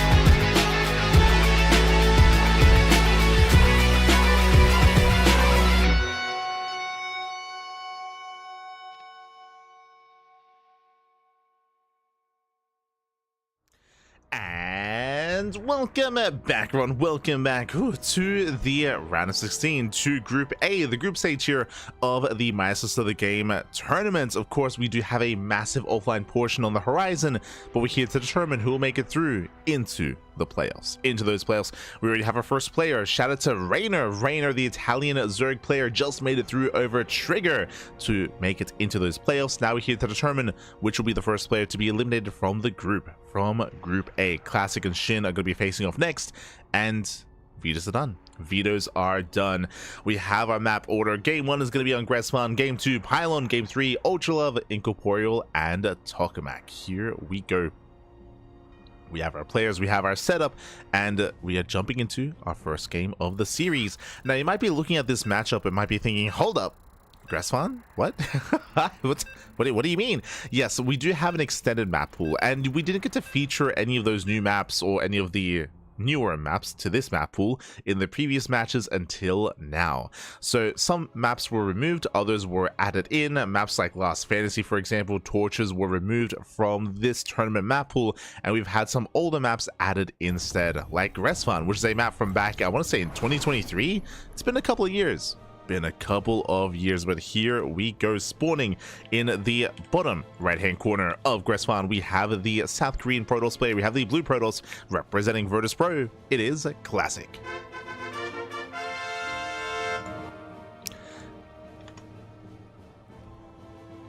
There we go. And spawning in the top left hand corner, we have as opponent, we have the red Zerg player. We have the red Zerg himself representing Weibo Gaming. It is SHIN. Beautiful, beautiful. Here we go. And if you're in the chat, predictions are now open. Place your bets on who you think will claim the series. Best of luck in the chat as we jump into our best of 5 into our ZVP. Here we go. Here we go. For the time being, welcome to Gressman. Gressman is one of the larger maps of the map pool. Back in its heyday was the macro map. I think Gressman was in the same map pool as Altitude. So technically Altitude was a larger map of the map pool, but everyone vetoed it. It was like we rarely got to see Altitude back in the day.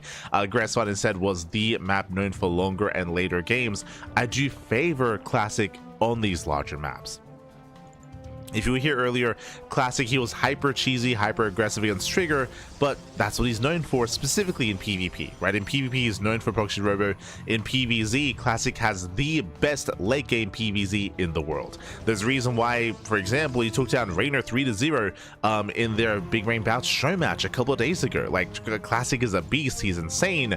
You could argue that he's the best Protoss player in the world right now. I would say that at least he has the best late game in the world when it comes to PvZ, when it comes to all matchups actually. So we'll see if he can get there. That's the thing. I feel like most of this game is going to come down to whether or not SHIN can stop Classic from getting to the late game. Now, what's scary about Classic isn't that he's just known for macro, longer, later games. You know, he's not a Showtime, for example. Classic, he can mix it up. He can be aggressive. He can go for all-ins, he can go for Glaive Adepts, he can be in your face. He doesn't have to play passive, he doesn't have to play defensive.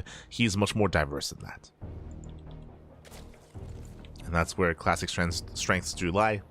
He's not as chaotic as Hero, for example. Like, I would say Hero is a more aggressive player and much more unpredictable, and he thrives in the mid game.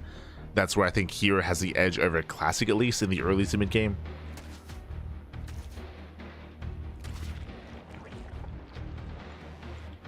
But Classic can still mix it up. For the time being, we have our tech of choice, Stargate opener out of Classic, everything looking normal so far. Looking as it should. Except it does threaten the shade. Just keeping tabs on SHIN does commit. One Adept can two-shot drones and can try to threaten the mineral line. Scouts the gases, checks link speed, sees no additional gas mining, does confirm. So that's scouting here from Classic.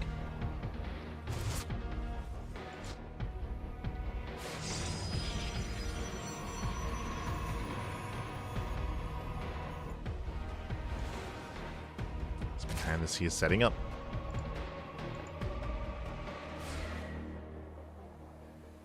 Going for a second Oracle behind this. So again, Stargate open it into Oracle into a third base. We'll be keeping an eye on the Twilight Council timing and the Forge as well, to determine whether he plays standard or whether he does something different. Oracle picks in, gets 2 drones. 2 drones go down, a very fast Twilight Council. Okay, so this could be one of 2 things. If we go Twilight Council into a Gateway Explosion, we expect this to be Glaive at Depths. Otherwise, we could go for a Twilight Council into a delayed Forge into early Blink Stalker instead. So we have 2 options here.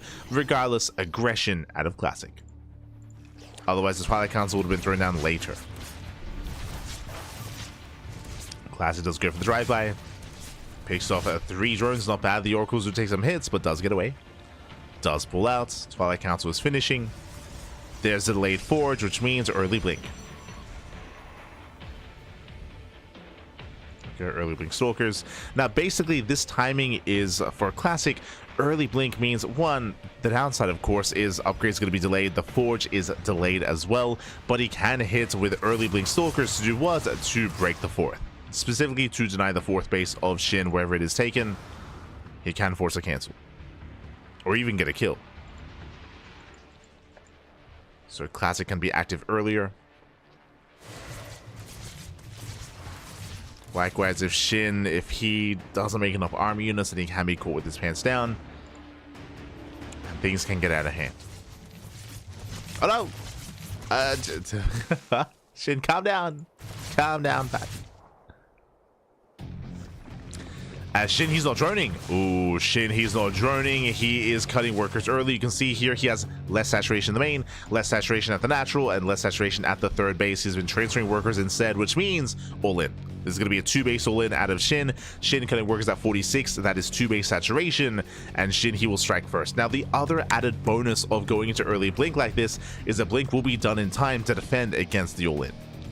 Oh, but Classic is pushing out. Here come the Queens. Queens are waddling across the map. Again, just all or nothing for SHIN. He's here to end the game early, which is what we expected. But Classic isn't ready. Not yet. Shield batteries are on the way.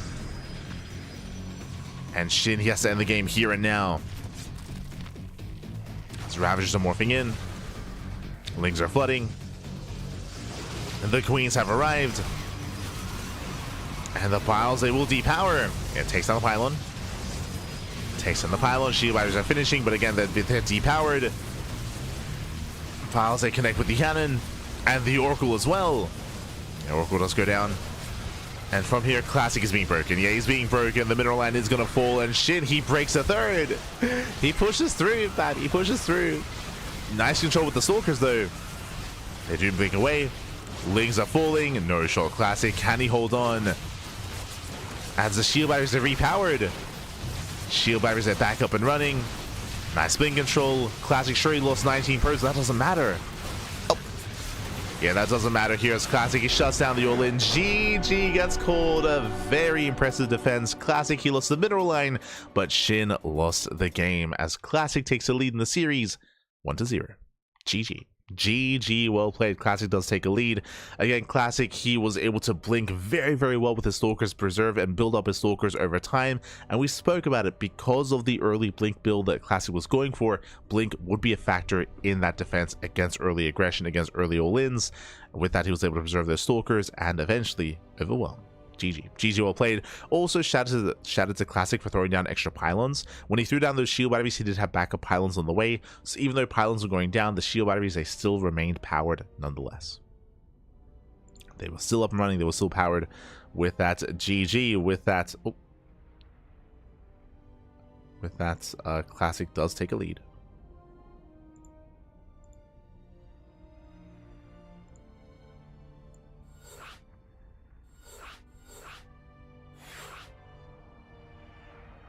So we're getting into our next game.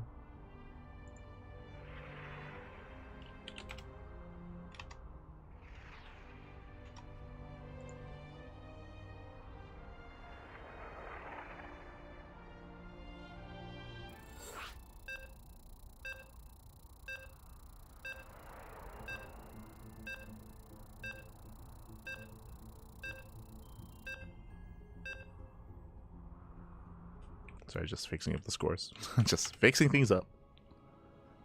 Beautiful.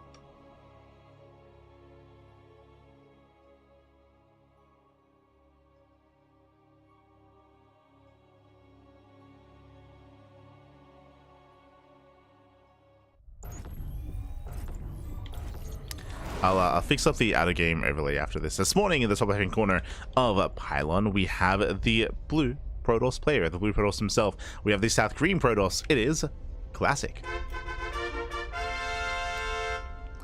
Leading the series 1-0, and spawning in the bottom right-hand corner, we have as opponent, we have the South Korean Zerg player. Oh. We have the South Korean Zerg player. We have the red Zerg representing Weibo Gaming. It is SHIN. Gotta fix some things up.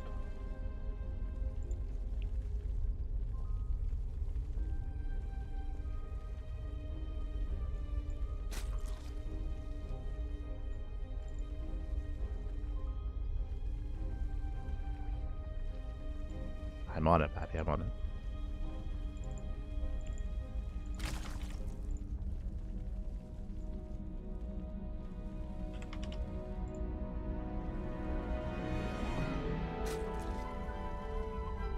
So just fixing up some of the cams. Oh, we have double SHIN.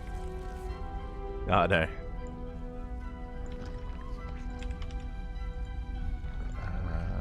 View.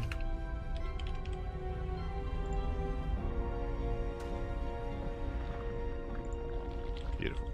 Okay. As we are opening up so far, a hatch gas pool of our 2 players. I will flip it over again. There we go. Hatch gas pool out of SHIN. Meanwhile, we have a gate expand opener out of Classic so far. Standard opener so far, everything's normal. But we are loading into Pylon. Pylon is known for aggression. Pylon is a smaller map of the map pool, shorter rush distance by ground. If you recall, this is the map where Reynor went for the proxy hatchery, Link Flood against Trigger. Again, aggression is favored here. Doesn't have to be that early on. This can also lead into 2 base all-ins, 3 base all-ins. I mean, hey, we just saw a 2 base all-in out of SHIN. Honestly, it was really cool to see SHIN hide it the way that he did. It was 46 drones. That is 2 base saturation, but he spread out the workers between his main, natural, and third base to make it look like he was droning. So he was trying to deceive his opponent, trying to make it look like he was playing more economically. The problem is, remember, Classic, he blindly opened up early blink, which was ideal, and I do like the idea of doing that here as well. That is the added benefit of going into early blink, is that 1, you can deny the 4th base, as we were trying to point out, getting into a longer game, or it also finishes up in time to defend against an all-in. A standard blink timing would not have been done anywhere near as quickly, would not have been as applicable in that defense. So against SHIN, and especially on Pylon, we should be seeing the same build out of Classic, or at least in my mind, it would make a lot of sense.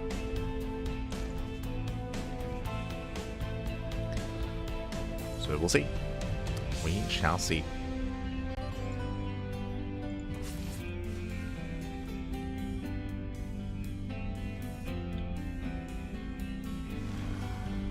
So now Stargate opening into the Oracle. SHIN does claim his 3rd. And we'll see if SHIN drones. That's going to be the first big step for our Zerg player.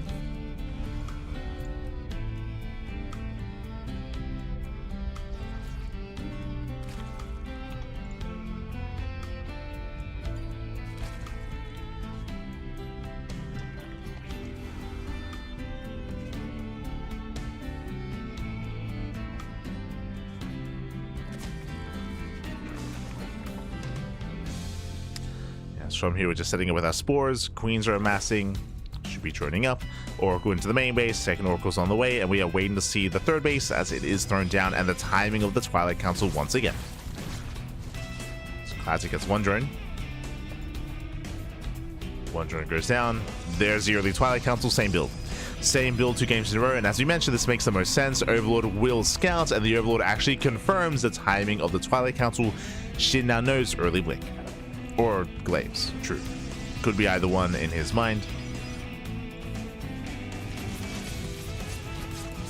But this time at least SHIN is aware of the build. Oh, as the Oracle does overextend, that should not have happened. 1 Oracle goes down. Classic getting a little bit too greedy. Here come the gateways. I don't see the Forge, but early blink. So early blink, so the same build 2 games in a row. We should soon be seeing the Forge to catch up with that +1. And once again, this does mean that Blink finishes in time to defend against an all-in. Also, it allows a Classic to be aggressive and to move out. Oh my god, we're committing! Jesus! This is not the same build! Typically, we'd see 4-gate Blink. 4-gate Blink into the Forge and +1. Here we're getting up to extra gateways. 6-gate Blink Stalker. with an even later forge. Now, something that we haven't seen in a while is an 8-gate blink all-in. True. That used to be plaguing the meta a couple of years ago, if you remember. It's been a couple of years. Are we willing to throw down extra gateways and just double down? We're waiting for one more gate. One more gateway and then a proxy 8th gate. We'll see. We'll see if Classic does commit. Oh. Brings a cash in the depth. Shin getting his 4th. And Shin, he is taking up into Hydras. Oh jeez. There you go, Hydrogen's on the way.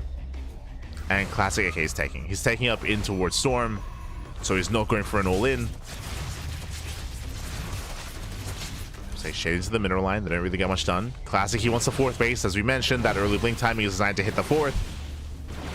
We spoke about it last game, and the 4th base is going to be denied. There's a cancel. And from here, the Oracle goes ham. Lings, they do catch out some of these Stalkers, though. Stalkers are getting caught. Ooh, getting surrounded.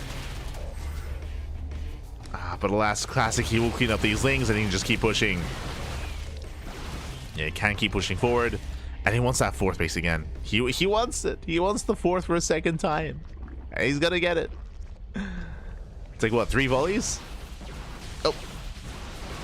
Means they're gonna try to defend. But the base is so very low. We'll save it, though. Link Hydra. Oh, never mind. Never mind. Adepse causes distraction. Base is cancelled for a second time. No, for a third time. And I believe that was a kill. Yeah, that was a kill, not a cancel. Shin just wants to expand. Also, I think that tumor is blocking the base. Not like this. Not like this. Classic rotates. Catching in a queen. Shin coming in from behind. Let's go. There's a recall. Classic recalls back home, and Shin, he's not droning. Shin, he's not droning, he's not expanding, he's just making purely Lings. So Lings, Hydras, he's going for the 3-base all in. Yeah, he is all in. High Templar, they back off. One Templar goes down. A Storm is ready. Storm is ready. Storm does connect. Another High Templar gets started. Very nice target firing here out of Shin. There's one High Templar remaining. Boys are being pulled. Classic getting desperate. Again, 1 or 2 more Storms would have been perfect. Would have been enough. That's going to be 16 probes going down. But Classic does hold. Classic, he does hold. He does clean up all these Hydras.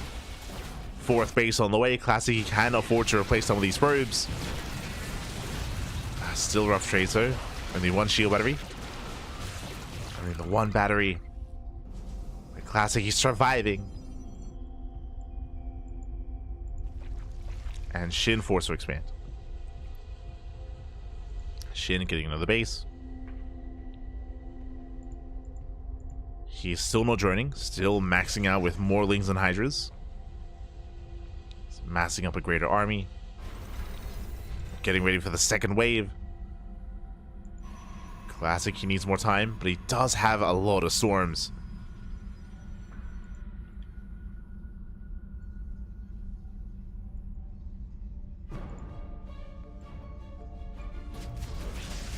Storms are ready. Speaking of, does graze the Hydras. Storms are connecting. We have maybe 1 Storm left. But where's the support? Sure, there are High Templar, but we need more of a gateway army. And Classic, he doesn't have enough. Classic, he's been probing. Jesus, he probed quite a lot. And Classic has been probing. He pulls the boys. And Shin, I think he has done it. I think he has done it here. The all-in will overwhelm. Classic just fixating a little bit too much in its economy. Not enough in the army. And with that, 0 Templar left. Shin, he's done it. He has broken the 4th. He has broken the main army. 1 Stalker left. 0 Stalkers left. GG gets called. And Shin, he will overwhelm. The all-in will pop off. And we have a back and forth. GG. GG. Shin does tie things up. We have that back and forth here. Again, Classic just a little bit too greedy. His timing with Blink was solid when he was able to break the fourth base. That was solid for sure, but he wasn't aware the Nolan was coming his way. Because of that, he had only one shield battery at his third base. He was lacking side defense, but another reason for this is the map. We spoke about it earlier, but aggression is favored on Pylon. You have so little time to scout and so little time to react to what your opponent is up to. Classic got caught with his pants down. The pants were down, the losses were too much. In the end, GG, Shin takes it. Shin does take it. We do have that back and forth here. Now we're getting into our next game. Up next, we're loading into Ultra Love. Let's go. We are loading in.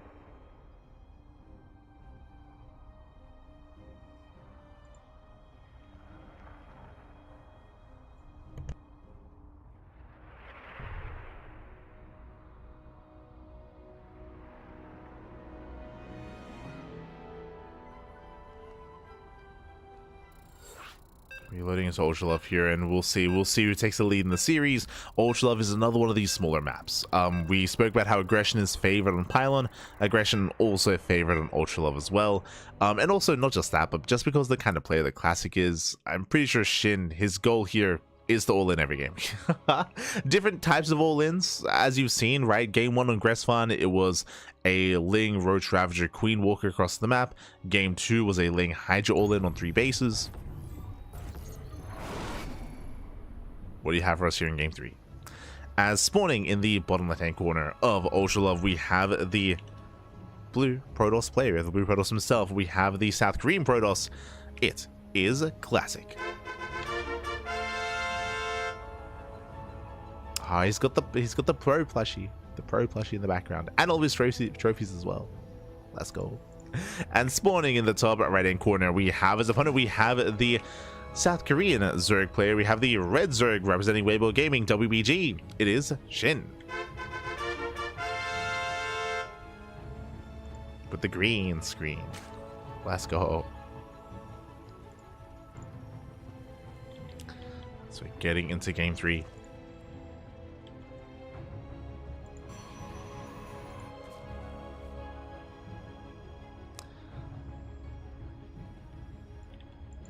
So far, we do have our standard opener. Hatch gas pool out of Shin. At least we're leading towards that. And Classical Scouts will confirm. Of course, welcome one to Ultra Love. Ultra Love is one of the smaller maps in the map pool. Shorter rush to swag around. We're expecting aggression here. We could be seeing, say, a German taxi, a Queen Walker across the map, a Ling Hydra base all-ins as well. Now, what I will say is that technically, we don't really have to only see all-ins out of Shin. I can see a world where he can try to hit earlier timings and go for hidden tech as well, referring to Mutaplay, for example. I don't see Mutas working here, but on some of the larger maps, like Mutaplay is going to be viable to go for a hidden Spire and go for mass Muta, or we could even see other chances being taken, other risks being taken, with Shin maybe cutting corners, being hyper greedy, and trying to tech up and try to out-tech and outpace Classic instead by rushing into Hydras, rushing into Hive Tech, rushing into Ultras, for example, for a big power spike. There are definitely other ways you can approach this matchup. But I think more than anything, Shin wants to avoid a standard game. I think I can at least say that with confidence.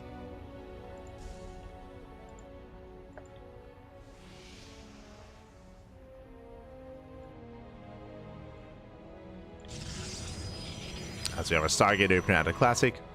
Classic, he has been going for these early Blink builds, and I expect to see the same here, to be honest. On Ultra Love, Blink is, earlier Blink here does allow him to be a little bit safer, a little bit more defensive. Yes, we did still see Classic lose on Pylon. We still saw him be overwhelmed and shut down by an all-in, but that was also because Classic in the aftermath was hyper-fixated on probing, on getting his fourth base, on getting saturated, not on side defense, not on the preparation for a defense at the third. It was a bit of a misread from Classic. So I was not aware as to what was going on. So we'll see. See where this leads. As Shin does pull out of gas. So we're not rushing into a faster lair or faster upgrades. No faster tech.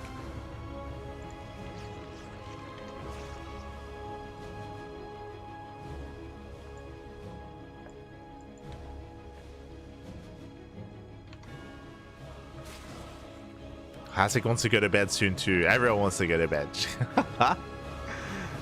True, true. Reynor from Europe is the first player to make it out of the group, which and he didn't even. It's like a perfectly fine time in Europa. So everyone else in Korea forced to keep playing. Oh no.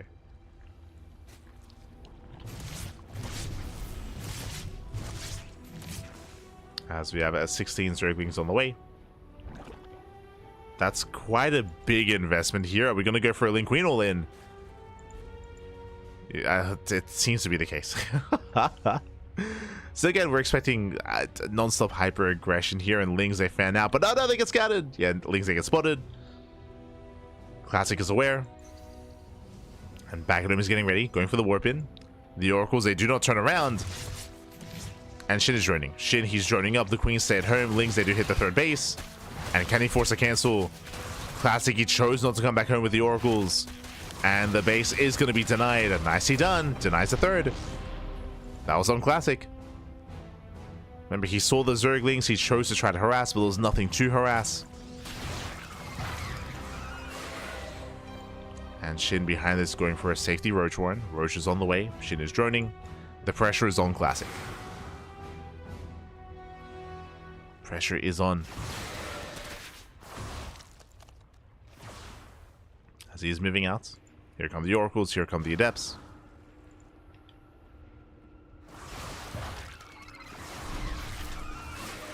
Shin, he does attempt this around. Getting caught out.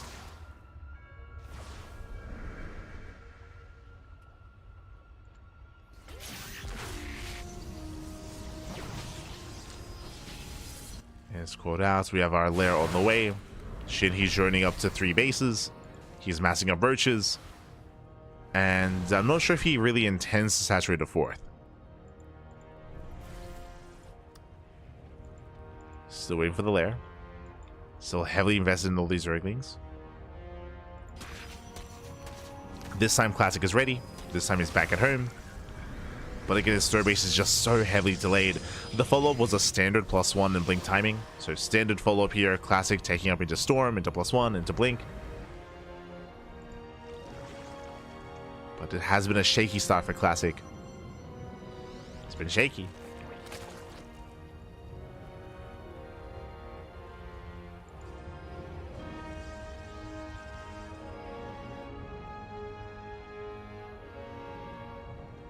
And we'll see if Shin does saturate the 4th. The hatchery's on the way, yes, but this could just be used for larva.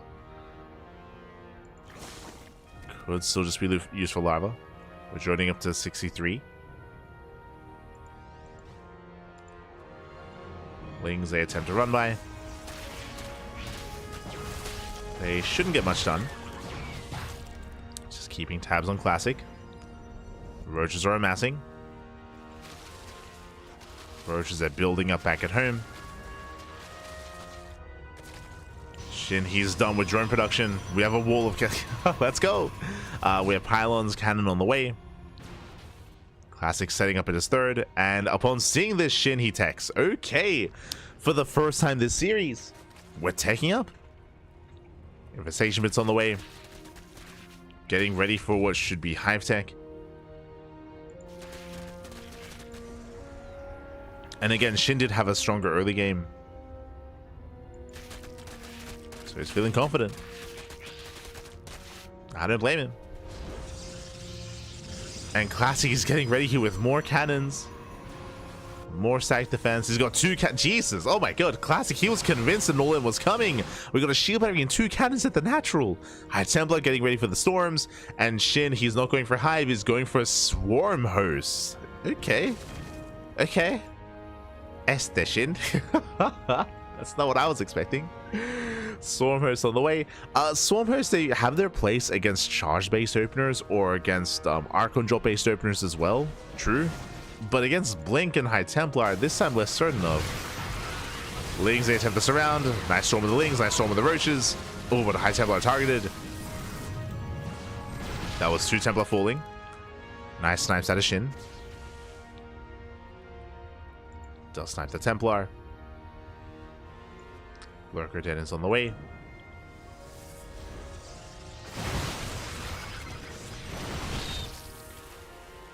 And here comes a Locust Wave. Going for the third. More importantly, can he keep his opponent busy at home? Locust Wave gets some value here, but a lot of roaches are being targeted.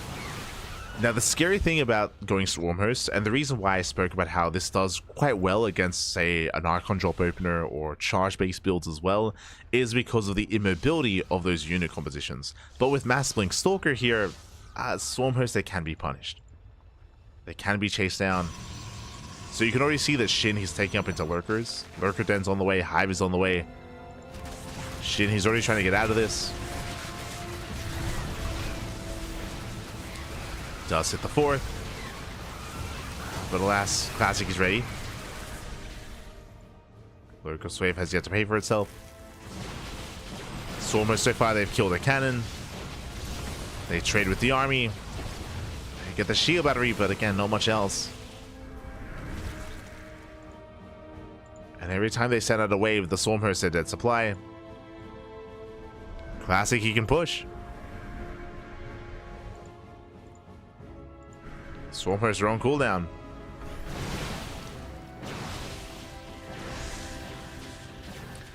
Lurkers on the way. Does snipe one. Bold blink here at a Classic. Yeah, Storms on the Hydras. Lurkers do finish. Yeah, they finish up just in time. High Templar exposed. Gets one, gets two. Massive pickups. Takes out 2 Templar.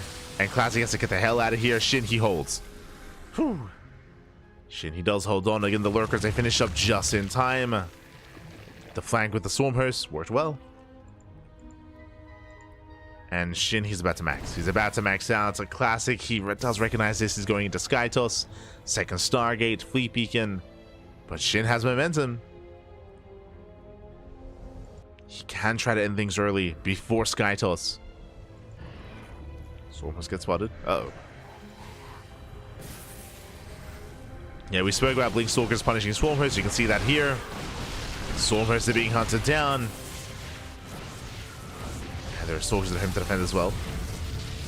Ooh, gets into the mineral line. 7 probe kills.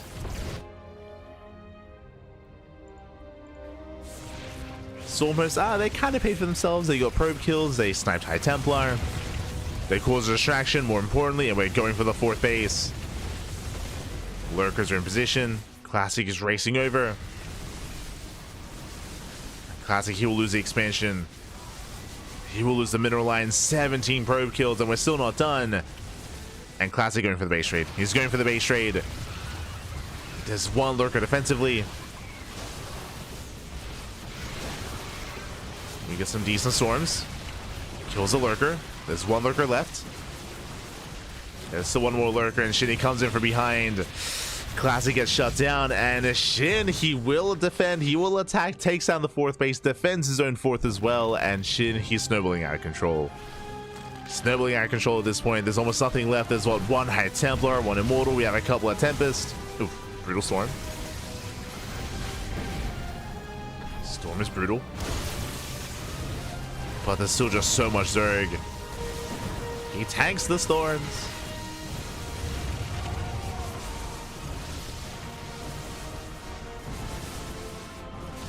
This Lurkers, they force their way in. Pushing into the mineral line. And SHIN, he has broken the 3rd base. Classic is just zoned away from his expansion. Oh no! He cannot push into the Lurkers. He gets punished. He cannot move in.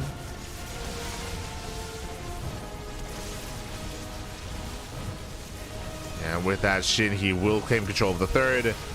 The Tempest, they are getting quite a lot of value. They're getting a lot of damage in the back line, but it doesn't matter. As Classic, he cannot afford to max out. He's stuck on a 2-base economy, really a 1-base economy.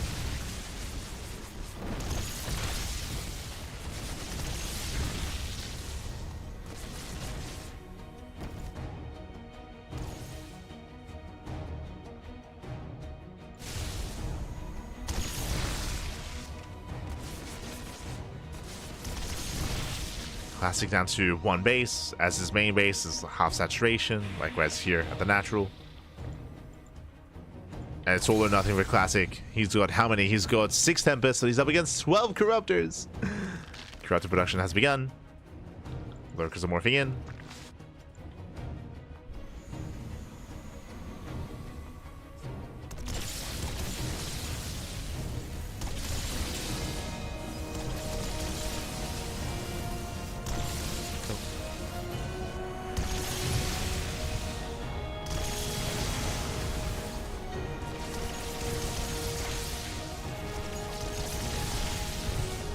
from here, Tempest. I mean, they're getting value. They're picking up a couple of lurkers, but here come the corruptors. We're collapsing on the army. Storms are solid. Jesus. Has a storm zoo pop up. Getting on the top of the corruptors as well. Getting under the Archons. Sorry, under the corruptors. But the last Tempest are being shot down. And SHIN, does he barely have enough here? The storms have been brutal. And we saw more. Jesus, how many storms do we have? Oh my god. The storms, they pop up. Archons are morphing in as well. Classic. He can still win the game. Can the Archons finish? Can they finish? Oh my god. 3 Archons, they morph in. Down to 2. 2 Archons left. Down to 1. And soon to be down to 0. Yeah, the final Archon is targeted. And SHIN, he barely holds on. A very messy defense here.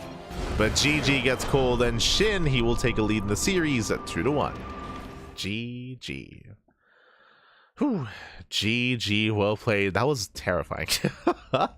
Despite Classic being on a 1-base economy, he had so many high Templar, so many storms. With that, he almost did brute force it through the 4th base into the natural. SHIN, he barely did survive. GG. GG, well played. SHIN, he does extend his lead, or he does take a lead in the series, 2-1. One more game is all he needs to claim the series to knock Classic out of the tournament. The pressure is now on Classic. The pressure is on. Whew. Of course, winding it back, there were 2 big moments. There were two big moments in this game that we were trying to emphasize that did kind of dictate the pace of the game as well. First thing was Classic, he did underestimate the Lings. Remember, Classic, he scouted the Zerglings. He saw them with the Oracles, and he chose to ignore them. The Lings, they moved out, they canceled the 3rd base, and they contained Classic on 2 bases for longer than what should have been. So Classic had a very, very rough early game.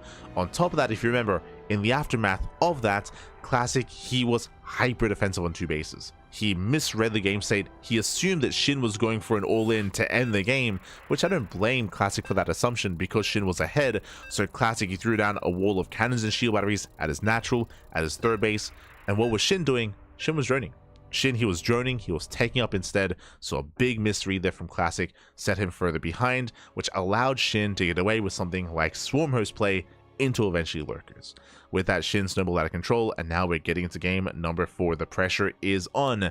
Can we go all the way to the ace match? Personally, that's what I would love to see. I would love to see a game 5, regardless of how this goes, regardless of who wins. Give us an ace match. Let's go. As spawning in the bottom right-hand corner of Incorporeal, we have the South Korean Protoss player. We have the blue Protoss representing Virtus Pro. There we go. Representing Virtus Pro, it is a Classic.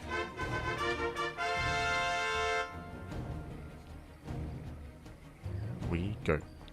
And spawning in the top left-hand corner, we have the red Zerg player. We have the South Korean Zerg representing Weibo Gaming WBG. It is SHIN.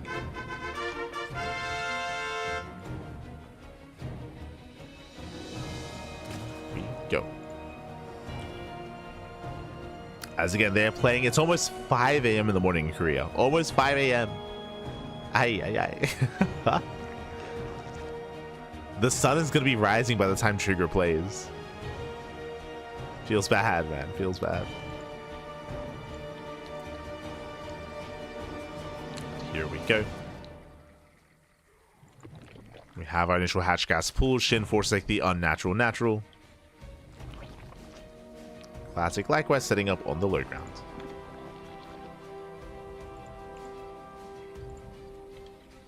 Good morning. The Bailings. Go to sleep, Bailey. What are you doing? You shouldn't be awake right now. You could be better than me, Pappy. Oh no. It's almost 6 a.m. here in Australia. Ladder after the cast, you're an animal. You're an animal. Just wake up.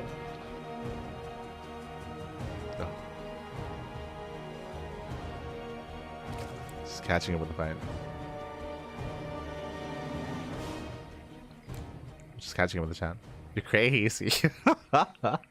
I am crazy. Right after this cast, I'm going to go to bed. I'm going to sleep for like 4 hours and then wake up and cast again. That's my plan for today. I do have another cast at 1 p.m., which is in, what, like 7 hours time? So hopefully I can get some decent sleep before the next cast. Hopefully. Fingers crossed, fingers crossed. For now though, Stargate opener at a classic. Going for a standard start. Shin moving out with a wave of Zerglings. Keeping them hidden. Does keep them hidden. We'll see if he can delay the third. We'll see what he can get done.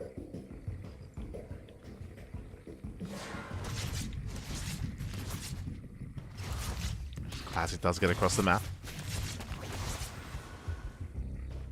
Shading to the bases. Again, Classic so far, everything's looking as it should be. Should be expanding from here. We haven't really seen any Glaive Adept play out of our Protoss player yet. We have seen earlier blink timings. That is true. We have seen earlier blink timings twice now in this series. But now that he's up against the wall, we expect to see standard play at a Classic. Is what we expect. Lings, they move in. Speaking of standard play, that's a Twilight Council before third. Twilight Council before. There is no third expansion. And Shin, he doesn't get into the main base. He does not confirm. Shin is still a little bit in the dark. Lings are being active. This Classic, he does delay his expansion. And this does read like Glaive Adepts. And there we go. Glaives are on the way. Hyper aggression out of Classic. Shin currently doesn't know. Shin is outside of the bases. Currently droning. Now, if Shin skips roaches, then this could end. This could just snowball out of control here. It is not uncommon for Zerg players to skip roaches and go into Ling Hydra. We'll see if Shin plays safe. We'll see if he cuts corners. Without roaches, without banelings, it's going to be a tough hold for Shin.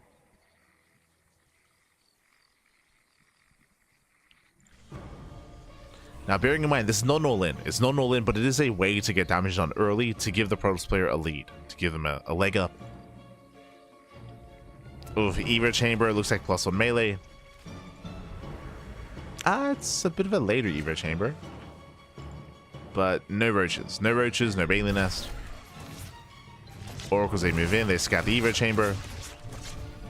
3 drones going down. This is looking better for Classic.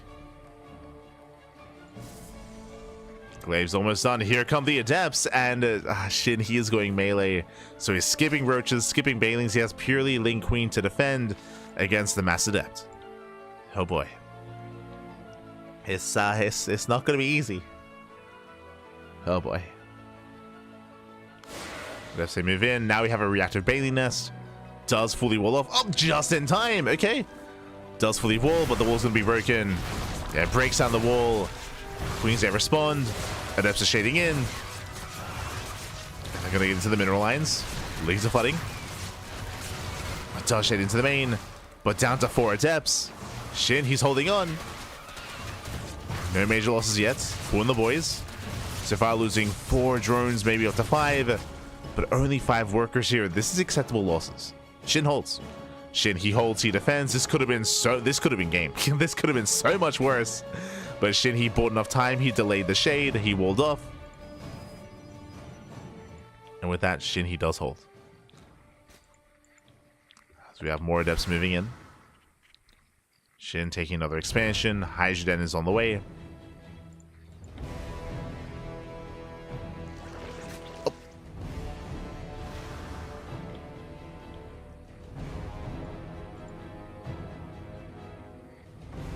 He's building up towards Ling Hydra. Back at home, Classic, he has a ways to go here. Now, because of the Glaive Adept build, what does this mean? This means, 1, Blink is delayed. Blink and Charge are both going to be delayed here.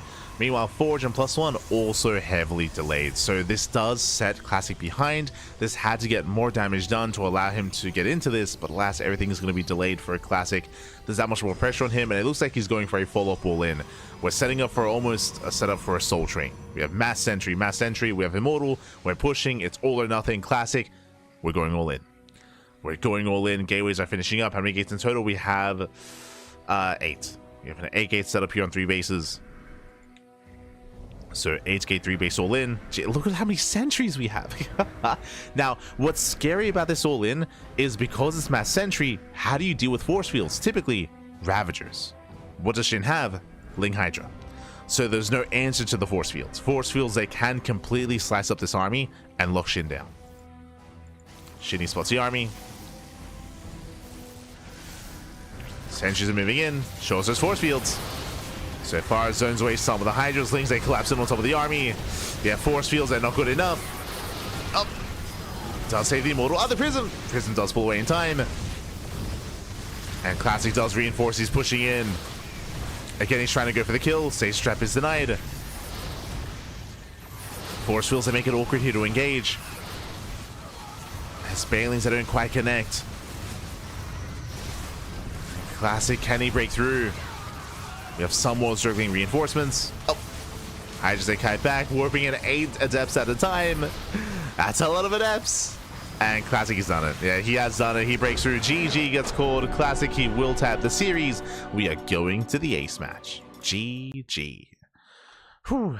GG, well played. Shin, he had an impressive defense. He had an impressive hold earlier when it came to the adepts, but we had a secondary 3 base all in with 8 gateways with mass adepts. More importantly, with mass sentry, the force fields did make it awkward. The force fields did allow Classic to zone away Queens, to zone away Hydras to minimize DPS. The Baneling connections were lackluster as well, and with that, Classic does take it. We're going to the ace match. We're going all the way to game 5. Ooh, and we're going to be loading into Tokamak for that final game. Here we go. And again, just a really smart way for Classic to follow up, knowing that there was no Roachworn, knowing that there were no Ravagers as well. As we mentioned, that makes sentry pushes and sentry-based all-ins hit even harder, as there's no answer to the force field. And we have that final game. Here we go. Up next, Tokamak. Tokamak, a very large map in the map pool, large map known for more defensive play. I'll be honest, I do favor Classic coming into this. I do feel like, as a defending player, Classic who have a stronger advantage here to be able to turtle up on 4 bases to get into Sky Toss. This is Classic's map. We'll see if Shin can stop him. Can he stop him? Can he bring him down?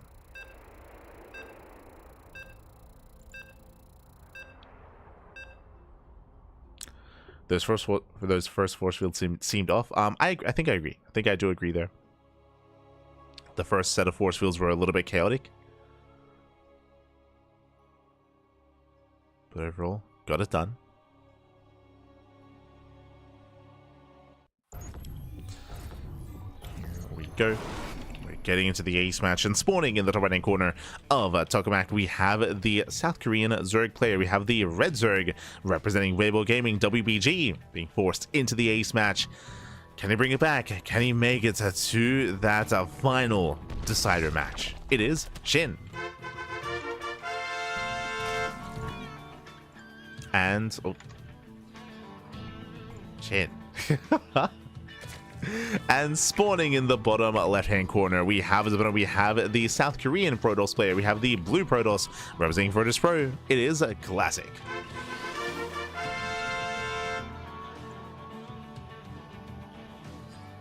Yeah, we got the fan going. I've heard that it's quite hot right now in South Korea. The heat be rising. Here we go. We have the final game of the series. We have the ace match. As a reminder, this is the elimination match. As a reminder, Trigger is waiting for the winner of this series in that next round. Uno más, papi. Uno más. So far, Hatch Gas full. Standard opener out of Shin. Standard opener so far, and welcome to Tokamak. As I mentioned before, Tokamak is one of the larger maps in the map pool. Very large map, is the most defensive map as well. Very defendable on 3 and 4 bases. The reason for this is because of the one area in between them. Typically, this area here, this entrance into the natural, is open. Here it's closed. Here it's closed off by these rocks, so that does mean that as the aggressing player, it is more difficult to rotate back and forth between the 3rd, 4th, and natural location, trying to poke in and trying to catch your opponent out of position and off guard. Likewise, we have some choke points coming into the bases. We have more points of elevation here to defend, to try to engage ahead of time in the center of the map, and the longer rushes spike round as well. All makes it easier to turtle up on 4 bases. It's why we often see a lot of late game on Tokamak. Now, what I will say is that throughout the course of this series, we have not seen late game. The games have been quick. It's been quite fast. We've seen a lot of all-ins from both SHIN and even from Classic. True, like the last game. We've had a lot of aggression. A lot of aggression so far. Does Classic slow things down? Does SHIN come out with something different? Now, at the start of the series, if you recall, I spoke about how we should be expecting a lot of all-ins, and we should be expecting SHIN to try to end the game early in this series. We have been seeing that, but there are other ways you can approach Classic. On a larger map like Tokamak, something like a Hidden Spire, it can be more viable here. To go into a Hidden Spire, into Mass Muta, if it goes unscattered, can pop off. So there are other ways to try to catch Classic off guard. But we'll see.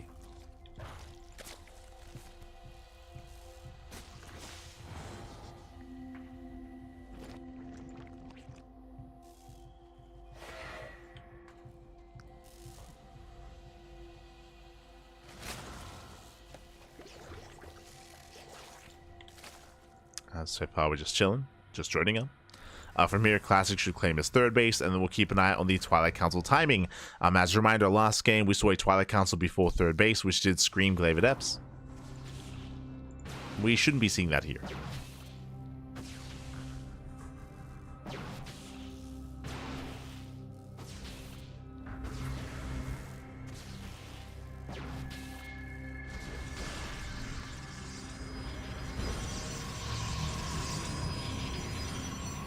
So you see the 3rd base being taken from a Classic. Once again, we do have an earlier Twilight Council. Based on this Twilight Council timing, it could be one of two things. This could be Glaive Adepts again, or, as we've seen twice in the series so far, it could be early Blink. We'll keep an eye on the gateways, we'll keep an eye on the Forge timing. As the Overlord's being hunted down. Lings, they get us around with the Adepts. Not bad. Jet does full. A supply block. Lings, they do hit the 3rd base. Can he force a cancel? He can. Oh, ay. Does, oh Jesus, does force a cancel. Sorry, my hands were in the air. Oh god. And no extra gateways, should be Blink here from Classic, but a very rough start for the Protoss. Ay. Do apologize for smacking the mic. God. As Blink is on the way, which again we did expect. From here we should be getting into extra gateways. Lings, they do confirm the 3rd base is being retaken. Ay.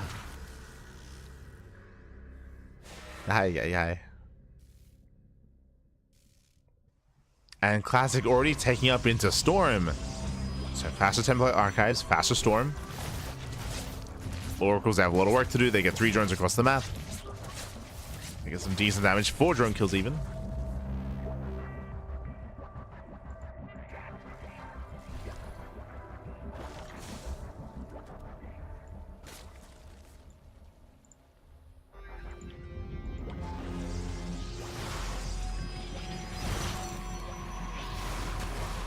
These series are hot. I see what you do there, Isan. As SHIN is overextending. Yeah, big overextension out of SHIN. He moves out with Lings. He trades against Adepts of all things. A lot of Zerglings go down.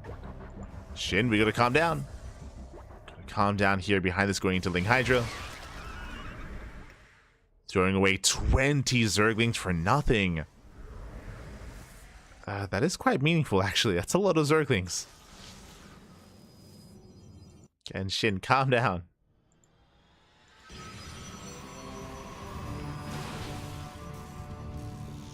As Classic, he should be hitting that Storm timing. Storm is on the way. Once it finishes, Classic he can push. As he knows that economically he's not in the best place. Shin getting a fourth, teching up, going Ling Hydra. No further tech yet. This army is going to be vulnerable to storms. And hey, we spoke about it at the start of the game for good reason. Spire. Going for the Spire, going into mutas. Again, like, this sort of play is a little more common on larger maps like Tokamak because of how large it is. So there's a reason why we brought up mutas earlier.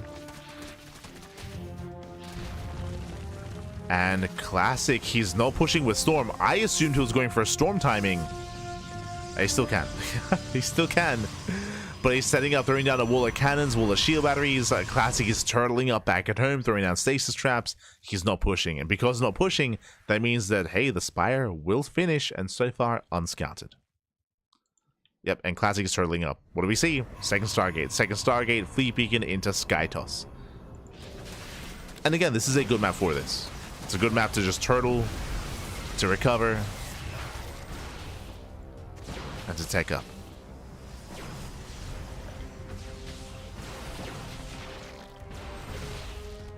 Oh, as Shin, he bleeds out a couple of Hydras. Again, Shin overextending.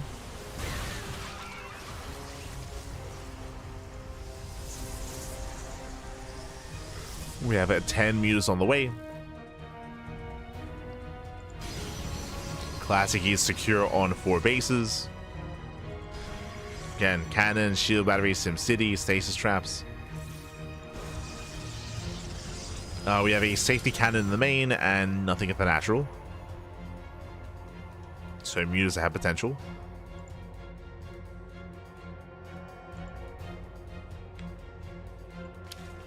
As the mutas have arrived, they're banking up in the corner of the map. Let's go. Well, that's a lot of cannons. Again, Classic just fully walling up. We have 3 more cannons on the way. Shin, he spots this. He does cause a distraction. As he distracts, mutas, they hit the main. But there are Stalkers in position. Yeah, the Stalkers are ready. Shin, he can just fight head on. Okay. Can fight head on. Phoenix production has begun. We're going into annual pulse crystals. Okay. Why not? Glorious combat is upon us. As Phoenixes are building up. Now, Classic has to be careful not to overinvest. I say that Shin, he's making more. He's going into mass muta. Yeah, he's committing, he's doubling down, going to just nothing but mutas. We'll tank a storm. Oh god, the storms, they will connect. Oh no! Does go through and the storms they punish. So many mutas go down. But that means no more storms to Ling Hydra. Ugh, that's very too soon. One more storm connects. Ling Hydra is deflected. So far, Classic is holding. He is holding on. Did cost him all of his storms. That was 10 mutas going down and 1 Hydra. There it is. Now we have the Skytles. Now we have carrier production back underway.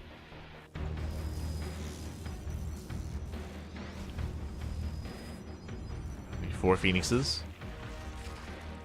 Shin still has a high muta count. Oh god, I spoke too soon. Spoke too soon.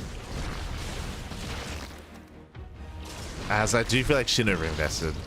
Yeah, he like making 10 mutas early on was fine, but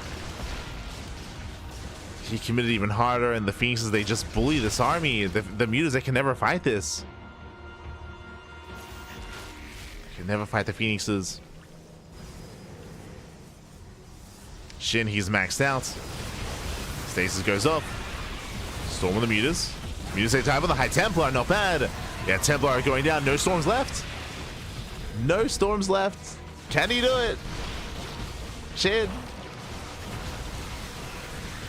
Archons do more Finn. Banelings are going for the side defense. Cannons are going down.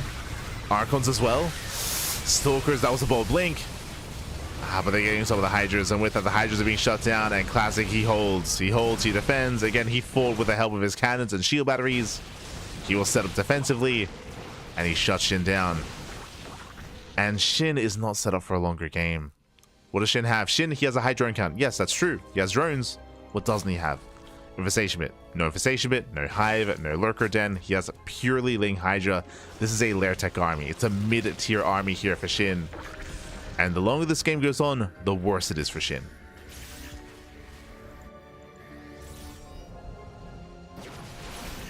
So things are looking more and more bleak here for the Zerg. He has to end things soon. So Crusade pull away. We have a wall of cannons finishing up. Yeah, 5 cannons are done, and Banelings, they roll in. They attempt to. They bring down 2 cannons. Oof. Storms are connecting, and Classic, he's holding well here. He's holding well. And again, as you mentioned before, like, Tokamak, you're built to defend. You're built to hold. The map helps. And SHIN is getting ready for wave 3? Wave 4? Like, what? Unfortunately, now there are carriers. As we were trying to emphasize here, as time goes on, we have more and more carriers, more and more Skytos. SHIN's army is becoming weaker as time goes on.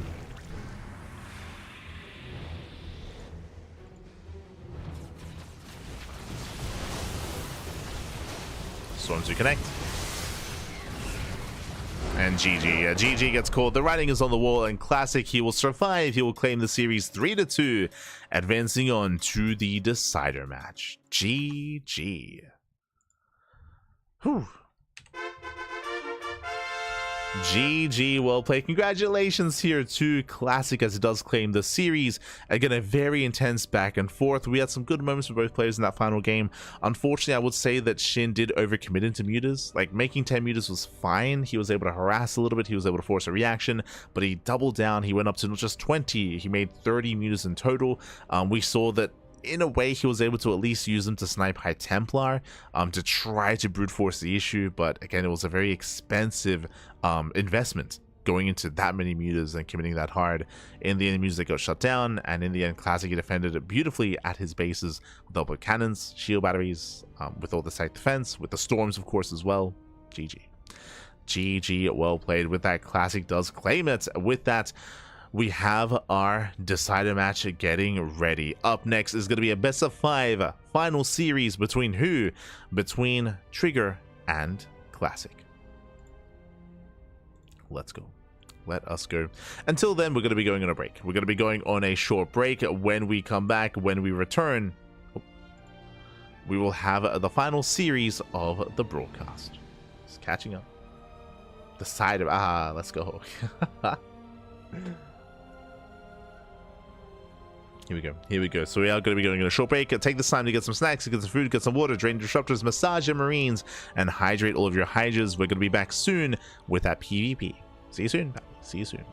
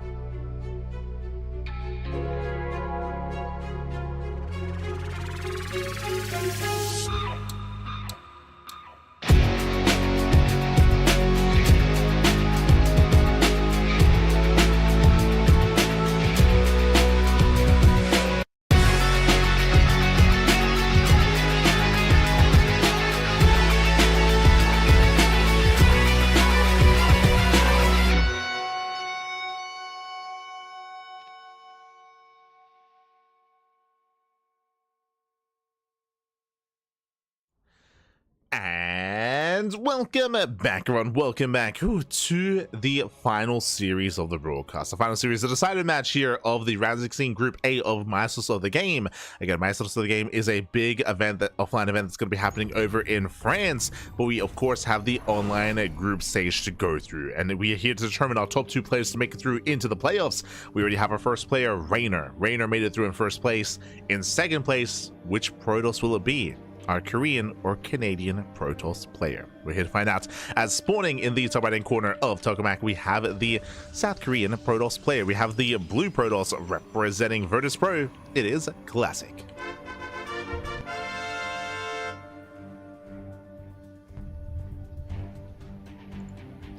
And spawning in the bottom left hand corner, we have the Canadian Protoss player. We have the red Protoss representing Basilisk. It is a Trigger.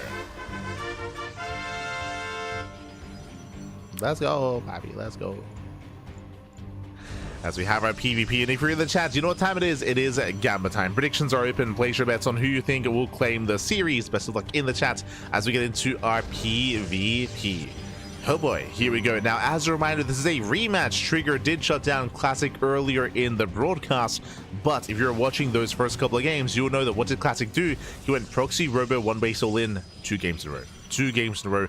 It is a style, it is a build that Classic is known for. It's just been a very trendy build for Classic. He does it almost every single PvP, and Trigger, he hard counted him, he hard read him, because Classic has that reputation, and Classic has been quite predictable in PvP as of late. Now in the rematch, I would imagine he is going to be deterred from going into those 1 base all-ins. Meanwhile, Trigger setting up for what looks to be a proxy Stargate. Okay. So Proxy Stargate out of Trigger. Meanwhile, Classic, the probe is still being active. He did not go for the scouts. Do we go for the Proxy 1 base all-in? Do we commit? Let's go. I'm ready for it. As yep, we're setting up in a prime location for a Proxy Robo. Never mind, we're just scouting. Classic, he doesn't commit it. He goes behind the mineral line. Cybercore is done. No Proxy out of Classic. Okay, let's go. Robo, okay, it's still going for the Robo back at home. Does give the Robo back at home instead, so defensive Robo here at a Classic, but remember, Trigger's going for the Proxy Stargate, so Trigger, he will come out ahead. With this Trigger, he can deal economic damage and expand back at home. Classic, he will have the option to turn this setup into a 1 base all-in.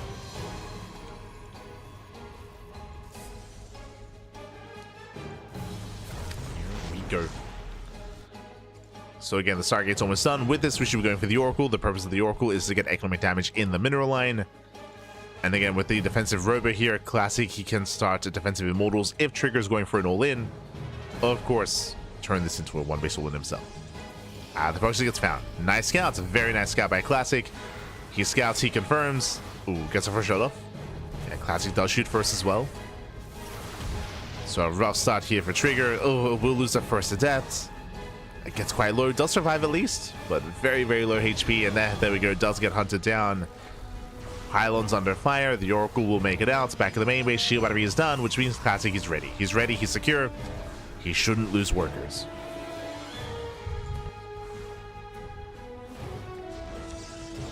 As the Oracle gets in, and again, shouldn't get much done. The shield battery is ready. Does get 1 probe. 1 probe does go down. On top of that, Trigger, he does get a full scout of the main base. He does confirm the Robo is where the War Prism, and back at home, defensive Robo for Trigger. Okay. So coming into this kind of game state here, I have to give the edge to Classic. The Proxy Stargate didn't do enough. I mean, it didn't do anything. Didn't really do much. It forced out a shield battery. It forced a defensive setup early on. But again, Classic, he's not stopping. He has the Warp Prism. He's knocking down the shield battery. Classic is moving out with everything he has.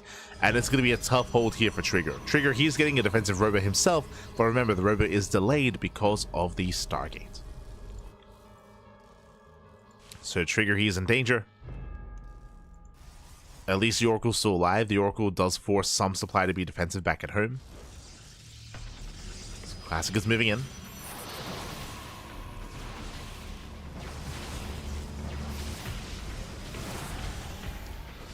He's moving in.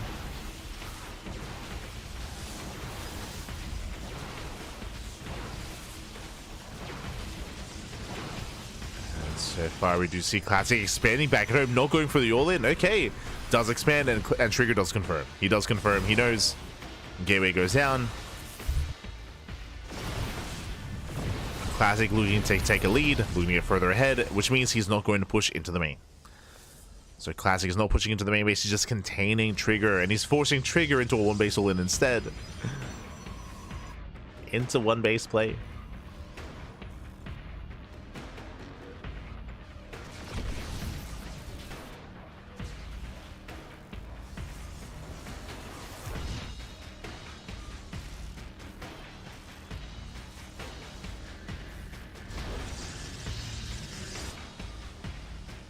As Trigger, he needs to break out. Oh, does force shield, juggles over the wall. Everveer does try to hop over. Oh, the Immortal takes a lot of hits, takes a lot of damage.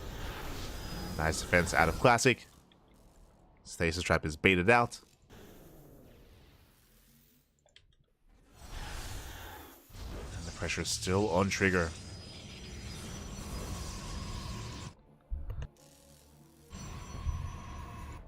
Trigger does move out across the map. He's pushing. As he moves down, Classic's moving in. The wall is open. Toward up second one-shot probes. They can and they will. There's defensive warp in. Probes are going to get picked off. Gets two. Almost three.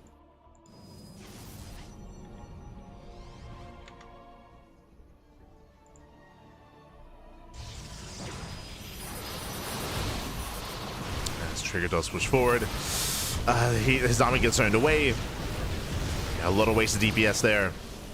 And Classic has 2 shield battery, soon to be 3. Ay. 3 shield batteries being set up. The longer this goes on, the better it is for Classic. Trigger, he did not expand, of course. He's stuck on one base all in. I got some probe kills. Okay. Gets a couple of workers. He gets some value.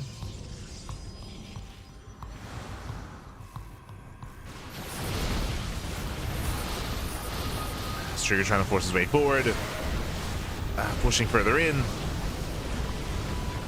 The shield bars are running out of energy. So far, the juggling has been solid here from Classic. Saves the Immortals. Kites back. Boys are being pulled. And Classic, he should be able to hold on here. Does lose 1 Immortal. Does lose 1, but he has 3. Yeah, he still has 3 left. Reinforcements coming in from the main. And with that Classic, he should hold on here. He controls well. Trigger down to 2 Immortals. Dropping into the main. Drops in, going for the warp in as well. Let's go. But Trigger is running out of steam. He's running out of steam. Back. Ooh. The prism is out. The prism goes out, and GG gets called. GG gets called. There's nothing left, and a Classic. He will take game number 1. Whew. GG.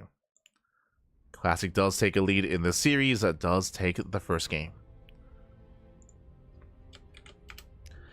Again, it was a very intense early game here. If Trigger was able to get away with the hidden proxy Stargate, if it didn't get scouted, then I can see that working. Unfortunately, it was seen, right? Unfortunately, it was scouted. Classic was active on the map. He found it. He was able to shut it down, able to get a shield battery up and running in the main base in time, and in the end was able to just take control away from Trigger. GG. GG, well played. Nicely done there by Classic. And with that, we're getting ready for game number 2.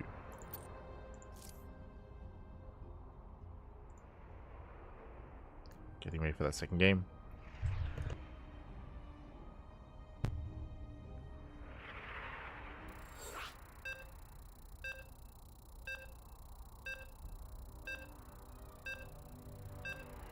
Here we go.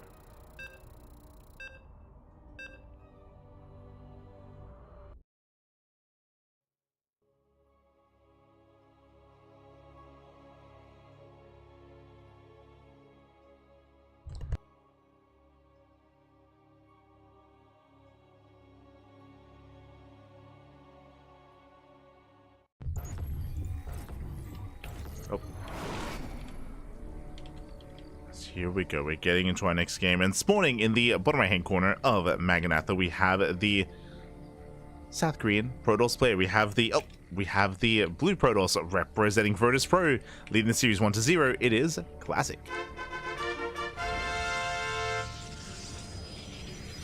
And spawning in the top left-hand corner, we have as opponent, we have the red Protoss player. With the red Protoss, we have the Canadian Protoss representing Basilisk. It is a Trigger.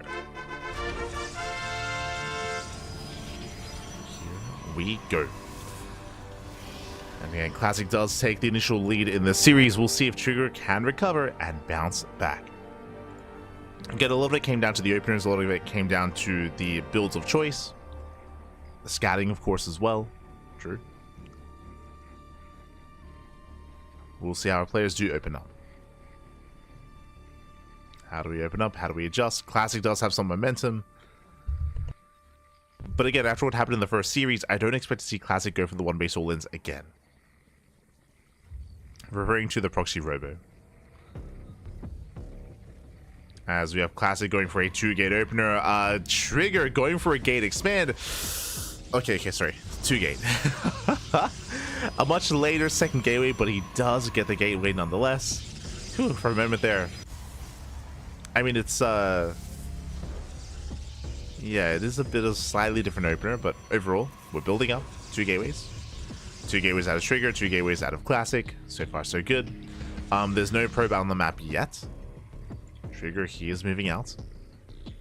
We'll see if he scouts. We'll see if he does decide to hide something on the map. As Classic is not proxy. You can see a second pylon in the main base. Likewise, so is Triggers. So we have our second pylons. We have our setup. We're going to be opening up in a much more standard fashion here. No proxy from anyone, either Trigger or Classic. We have our initial openers here. It's going to be double adept out of Classic. It is going to be Sentry Stalker out of Trigger.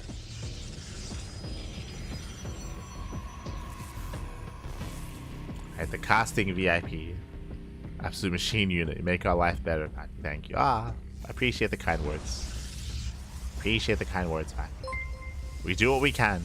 We do what we can. Meanwhile, a big shout to A big shout to Isan for the gifted sub to the Basilisk Research Group, which I believe is the Team Basilisk Twitch channel. So thank you so much. Thank you so much for the gifted sub. And I'm sure Basilisk does appreciate the sub as well. Gracias, papi, gracias. As we're settling in, again, standard openers, as opposed to how chaotic the series has been so far, and even their previous series, we have our expansions on the way. We're building up into the early game. No proxies, no all-ins. Not this time. We're calming down. We're calming things down. As we do have a big divergence here. Classic taking up in towards a Stargate. Meanwhile, Twilight Council out of Trigger.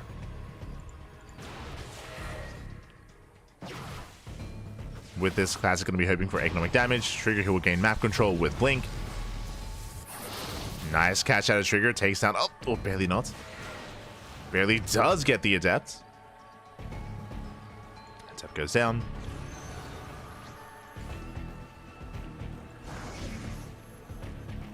With that Trigger, he's getting ready. Checking his vision, he did scout the Stargate. He's aware of the Oracle. Did see with Hallucination, and Trigger, he's ready in the main. Getting ready in the main base. Blink is on the way. If the Oracle gets no damage, then Trigger, he will gain momentum, as he has a much faster Blink timing.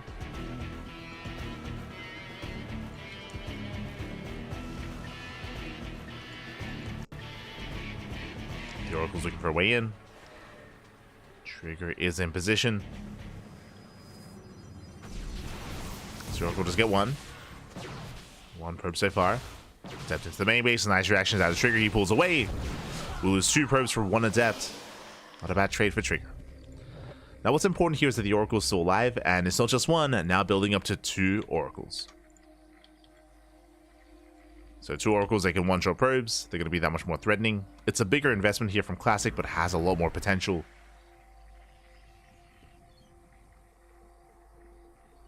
As the Oracles are sharking around. Trigger getting ready for a 3rd. Getting ready for that 3rd base. Meanwhile, Classic catching up in those upgrades.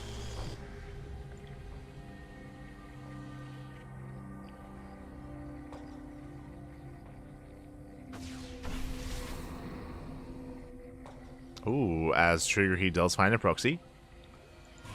I mean, they both do. Trigger, he cancels his. Classic commits to his own. Bold move. As Pylon does finish.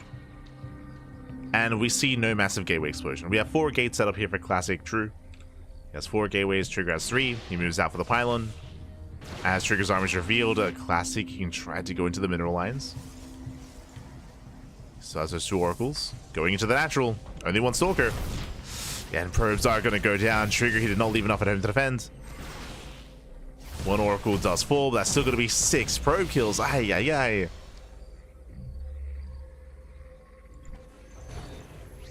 Six probes, not bad. Classic does get away, and now we're building up in towards the mid game. That early blink timing has come and gone. Classic, he has blink of his own. Has a faster forge, getting to +1. And Trigger, he has no major gateway explosion yet. Does have the larger army. He's not been skipping war pins. And he wants that 3rd base.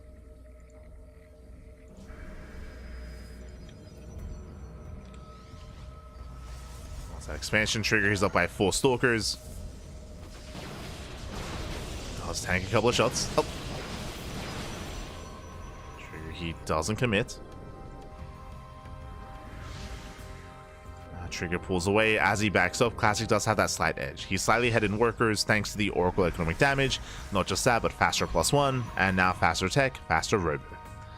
So Classic does have that slight lead.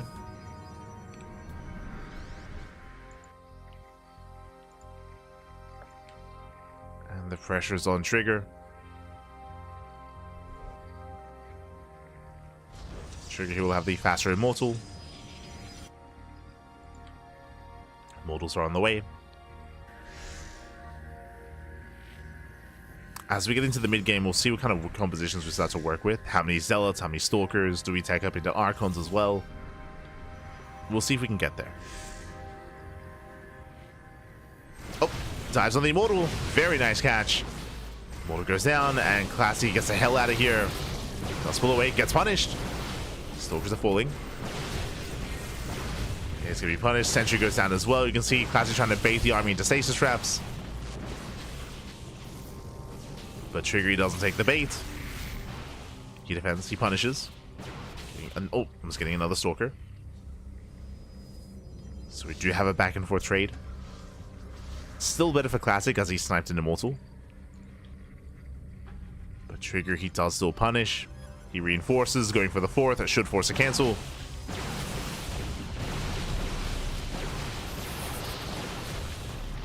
Does.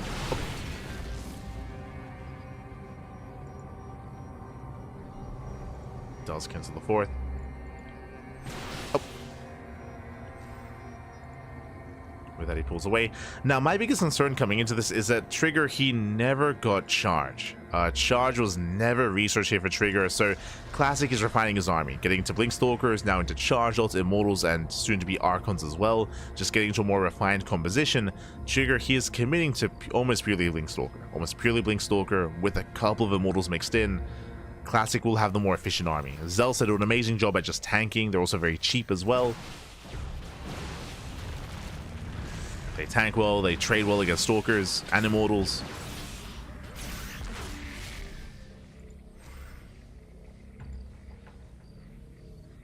The advantage for Trigger here is that he has a much more mobile army, as he has much more Blink Stalkers.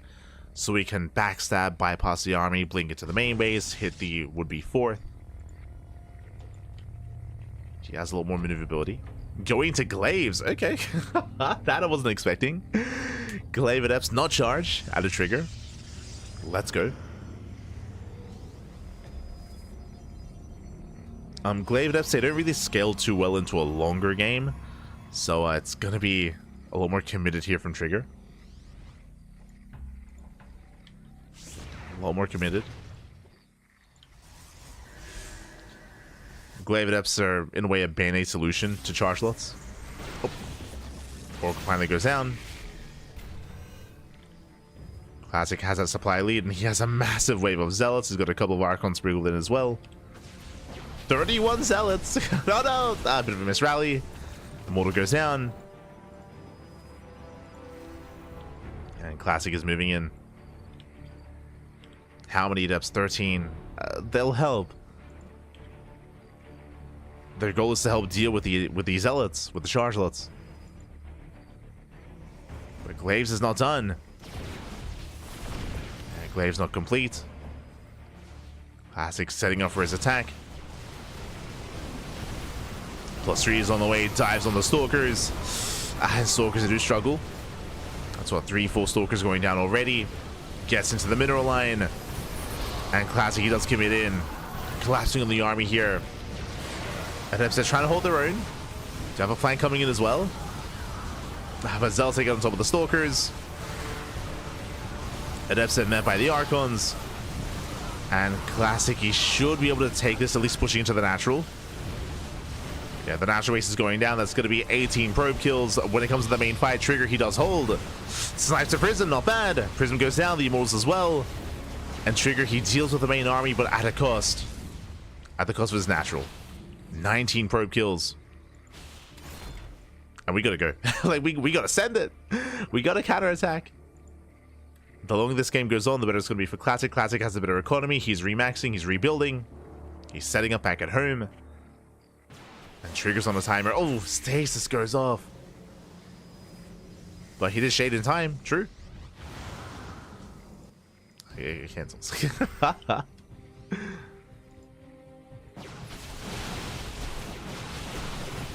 Classic catching out the Stalkers. Yeah, rough engage from Trigger. Forced to pull away. He's getting caught out.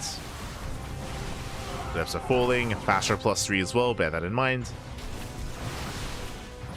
It's about to kick in for Classic.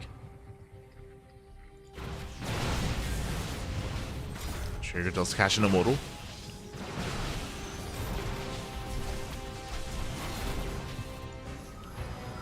As Trigger, he's not fully aware of the 4th base, so he might think he's further ahead than he is.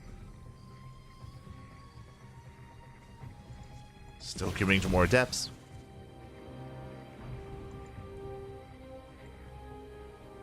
And it's almost purely an adept army at this point. Oh, the Glaive adepts. Let's go. I mean, again, they can trade well against Zealots. They can tank.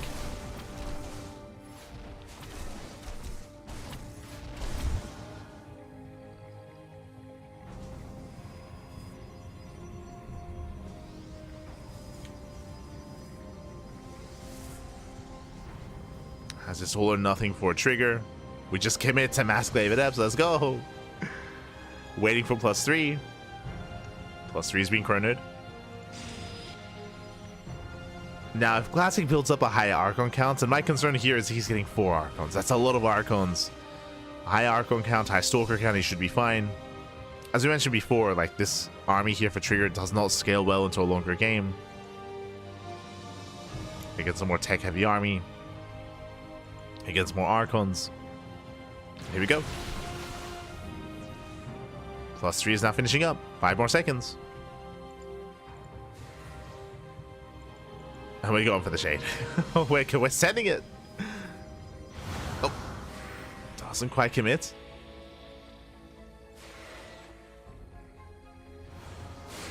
Trigger looking for a way in. Does push in between the bases. Does cancel the shade. And the Archons, they push forward. They do push forward. They're getting some of the Adepts. Adepts are going down. And brutal Archon volleys. And you can see Trigger's army just completely melt. Just evaporate. The power of the Archons, man. Yeah. I mean, the Archons and the Stalkers. And with that, Trigger doesn't really have much remaining. Busts into the main. Going for some economic damage. But this is all that's left. It's all that's left.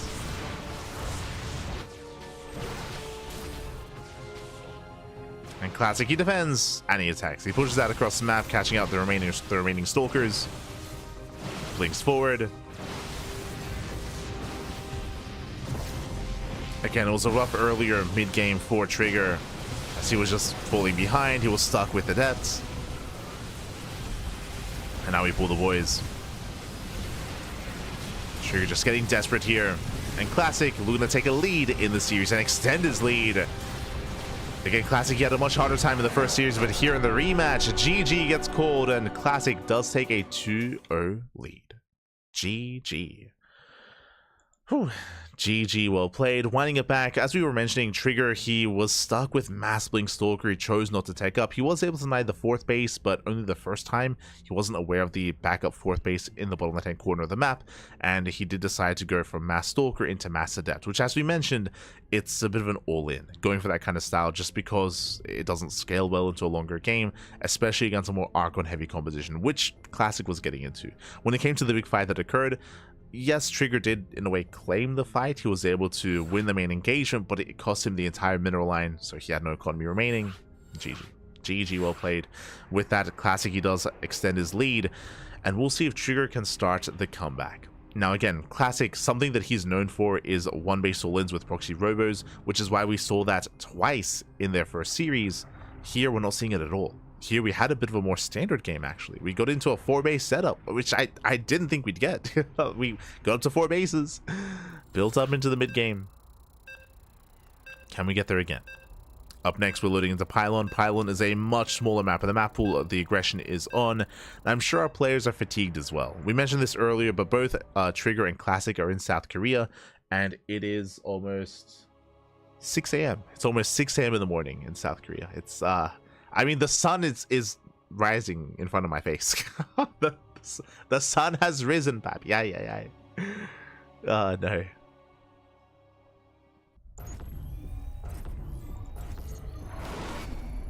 No. Let's go. As spawning in the top left-hand corner of Pylon, we have the South Korean Protoss player. We have the blue Protoss representing Virtus Pro. It is Classic.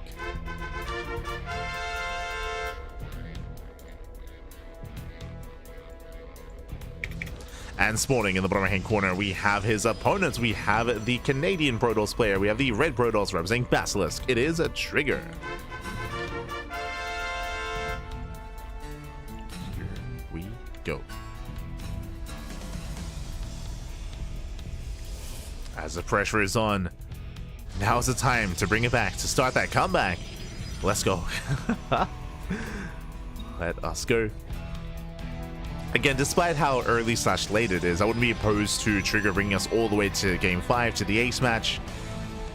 We know he has it in him. Let's go. The sun has risen. Praise the morning light.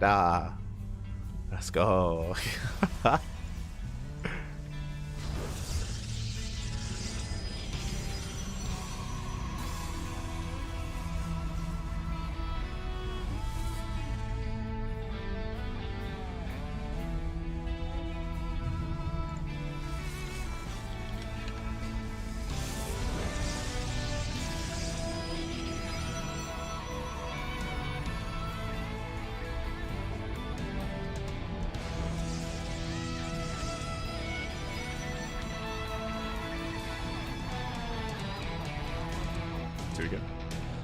Here we go.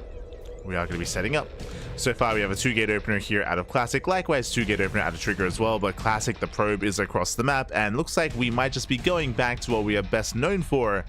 Do we set up the proxy? Do we set up the proxy robo? The answer is no. Cybercore is done. Second Pylon back at home. Classic instead scouting. Okay, never mind. He is being active across the map, but he does not set up any kind of proxy. Third Pylon is back at home as well. Further in the main base. Interesting. Trigger going for a robo back at home. We're going for the same build. Let's go. We're going for the same build. So Classic didn't scout the main base. Trigger also didn't scout the main base. So we're blindly going one base robo. This is designed to shut down proxies. So if Classic or Trigger were going proxy robo or proxy gateway, or even proxy Twilight Council, would be shut down. So Classic is scouting. Trigger, he moves that across the map.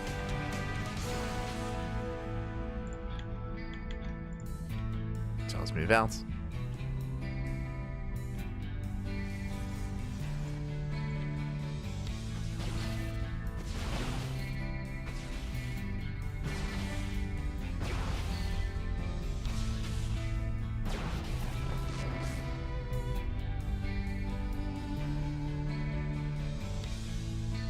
Trigger does bleed out one Stalker already, which is pretty huge this early on.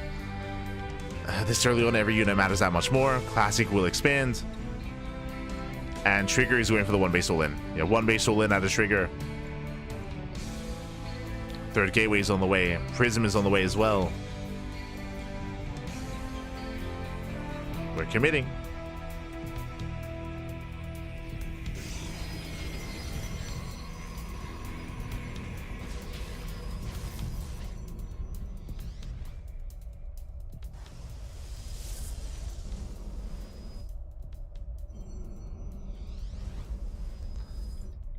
And Classic, unfortunately, we're doing this blindly. Trigger, he doesn't know what the opener was. He didn't see the tech.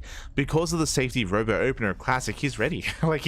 We mentioned earlier, this build that Classic is going for is meant to shut down proxy one base all-ins. This is a regular one base all-in, no proxy involved, which means it hits a little bit later, which means, yeah, the robo is revealed, the immortal's revealed. Classic is all over this. Yeah, being more proactive, zones away Trigger.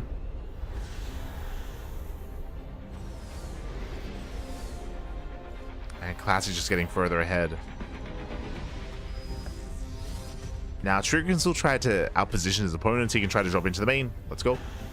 Does load up. Classic is ready in the main base. He's ready in the main. We'll zone away.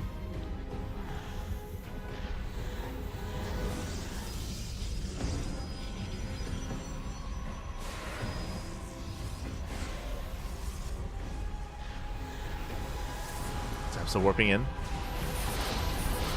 Forcing a fight without those immortals. Okay, so slightly better for Trigger. Does get a couple of Stalkers. Just get one. And again, we got to keep going. Unfortunately, there's two shield bearers now. There's a third immortal as well. Classic's army becoming that much more terrifying. Oh! Prism almost overextends. But Upside busts into the middle line. Probe's gonna be going down. Okay. Probes are falling. Classic out of position. We'll lose 11 probes as a result. Nice force field. Gets a Stalker. But Classic, look at the worker count here, down to 14. Can the deficit pop off? Once again, fighting without his immortals. But Classic, he does overwhelm. Yeah, he still overwhelms the army. Has a massive force to work with. And Trigger, he's down to 2 immortals. The army plummets. On the one hand, yes, Trigger, he does have the better economy, but Classic can always rebuild. He can always rebuild, making 2 probes at a time. These are losses that Classic can afford, more so than Trigger. And it was just an unfortunate setup. Like, when it came to the builds of choice, it was Classic almost hard countering Trigger, blindly as well. Because of that robo opener.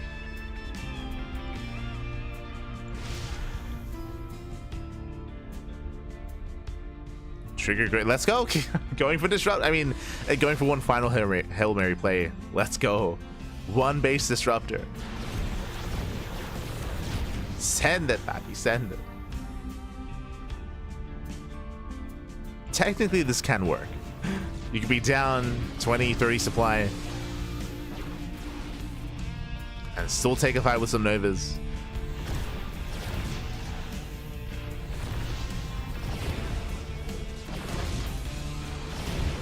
So this could be the one chance here for Trigger. Disruptor's out. Let's go.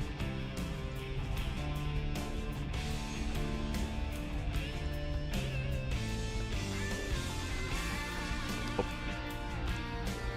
This Trigger does move out across the map. There's a recall back home. Classic has already rebuilt his probes. He's already resaturated. Already built back up.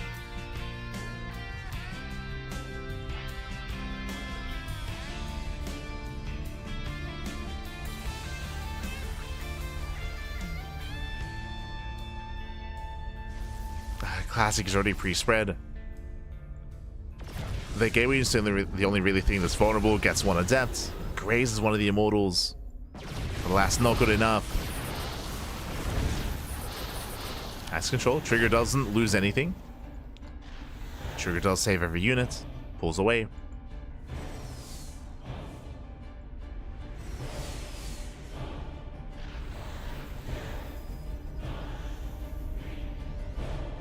But Classic is up to how many? Up to 6? 6 immortals. He should not lose a head on fight, even without his shield batteries. He's moving in, never goes off. Oh, doesn't connect. And with that, Classic will overwhelm. GG gets called. Classic, he will snowball out of control. He will claim the series 3-0. And Classic will make it through into the playoffs. GG.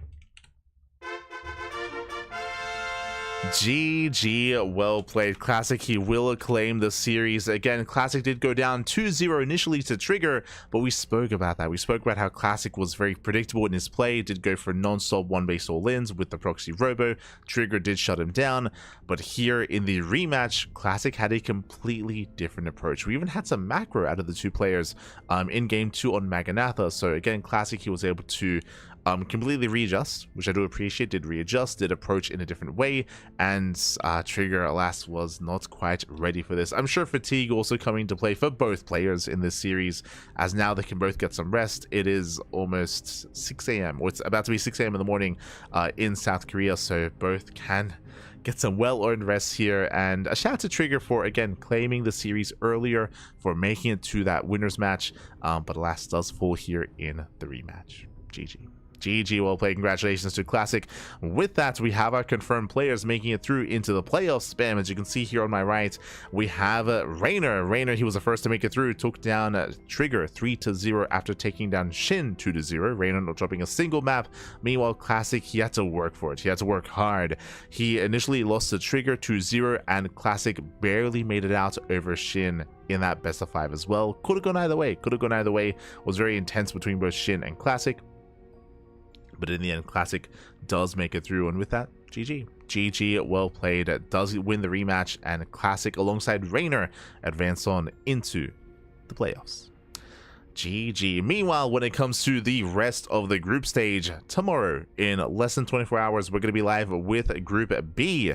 That's the plan here for our stream, is over the next 4 days. 4 days of non-stop StarCraft. I mean, we always cast every day, to be fair, when it comes to the CranKy Ducklings, when it comes to our casting schedule. But the plan is for tomorrow to cover Group B. Day after that is going to be C, then Group D. So 4 days straight of group stage for Maestros of the game. On top of that, we have even more casting going on. What do we have next? At 1 p.m. AEST, that's going to be midday in Korea. That is going to be in 6 hours, I want to say. Jesus. In around 6 hours time, we should be live. We should be live 6 hours. In 6 hours time, we should be live here once again with the OSC mid-season playoffs, the final day of OSC. So a massive tournament is around the corner. Quickly checking the lineup in the schedule here. We're going to be featuring players like SHIN, Mana, Showtime, Skillus, Bunny, Cham, and many, many more. Those are going to be the players. We're going to be featuring 5 series. So we have a lot of matches ahead of us here. Again, that's going to be at 1 p.m. That's going to be at 6 p.m. Sorry, that's going to be in 6 hours. 6 hours time. And I'm going to try to sleep as much as I can. I will sleep as much as I can. Get as much sleep as possible. Getting ready for the next cast. After that, then we'll be live with the next cast of Maestros of the game. The next Maestros, baby. The next Maestros. GG. So again, a lot of casting on the horizon here with Maestros, with OSC, with SDO as well. So plenty of content. As always, here we cast more StarCraft than anyone else out there in StarCraft 2. We have the quantity and we have a little bit of the quality as well. GG, well played. Otherwise, thanks for watching. Thanks for tuning in. I hope you all enjoy yourselves. I think there's some any other events going on at the moment. RSL, true, RSL is also this weekend. Unfortunately, we won't be able to cover RSL because we're fixated and focused on Maestros of the game, but starting next week for the playoffs, we should be there to co-stream some RSL as well. The Revival StarCraft League, of course, which has also begun this weekend. So get a lot of content, a lot of StarCraft. Otherwise, just catching up. Enjoy the games. GG.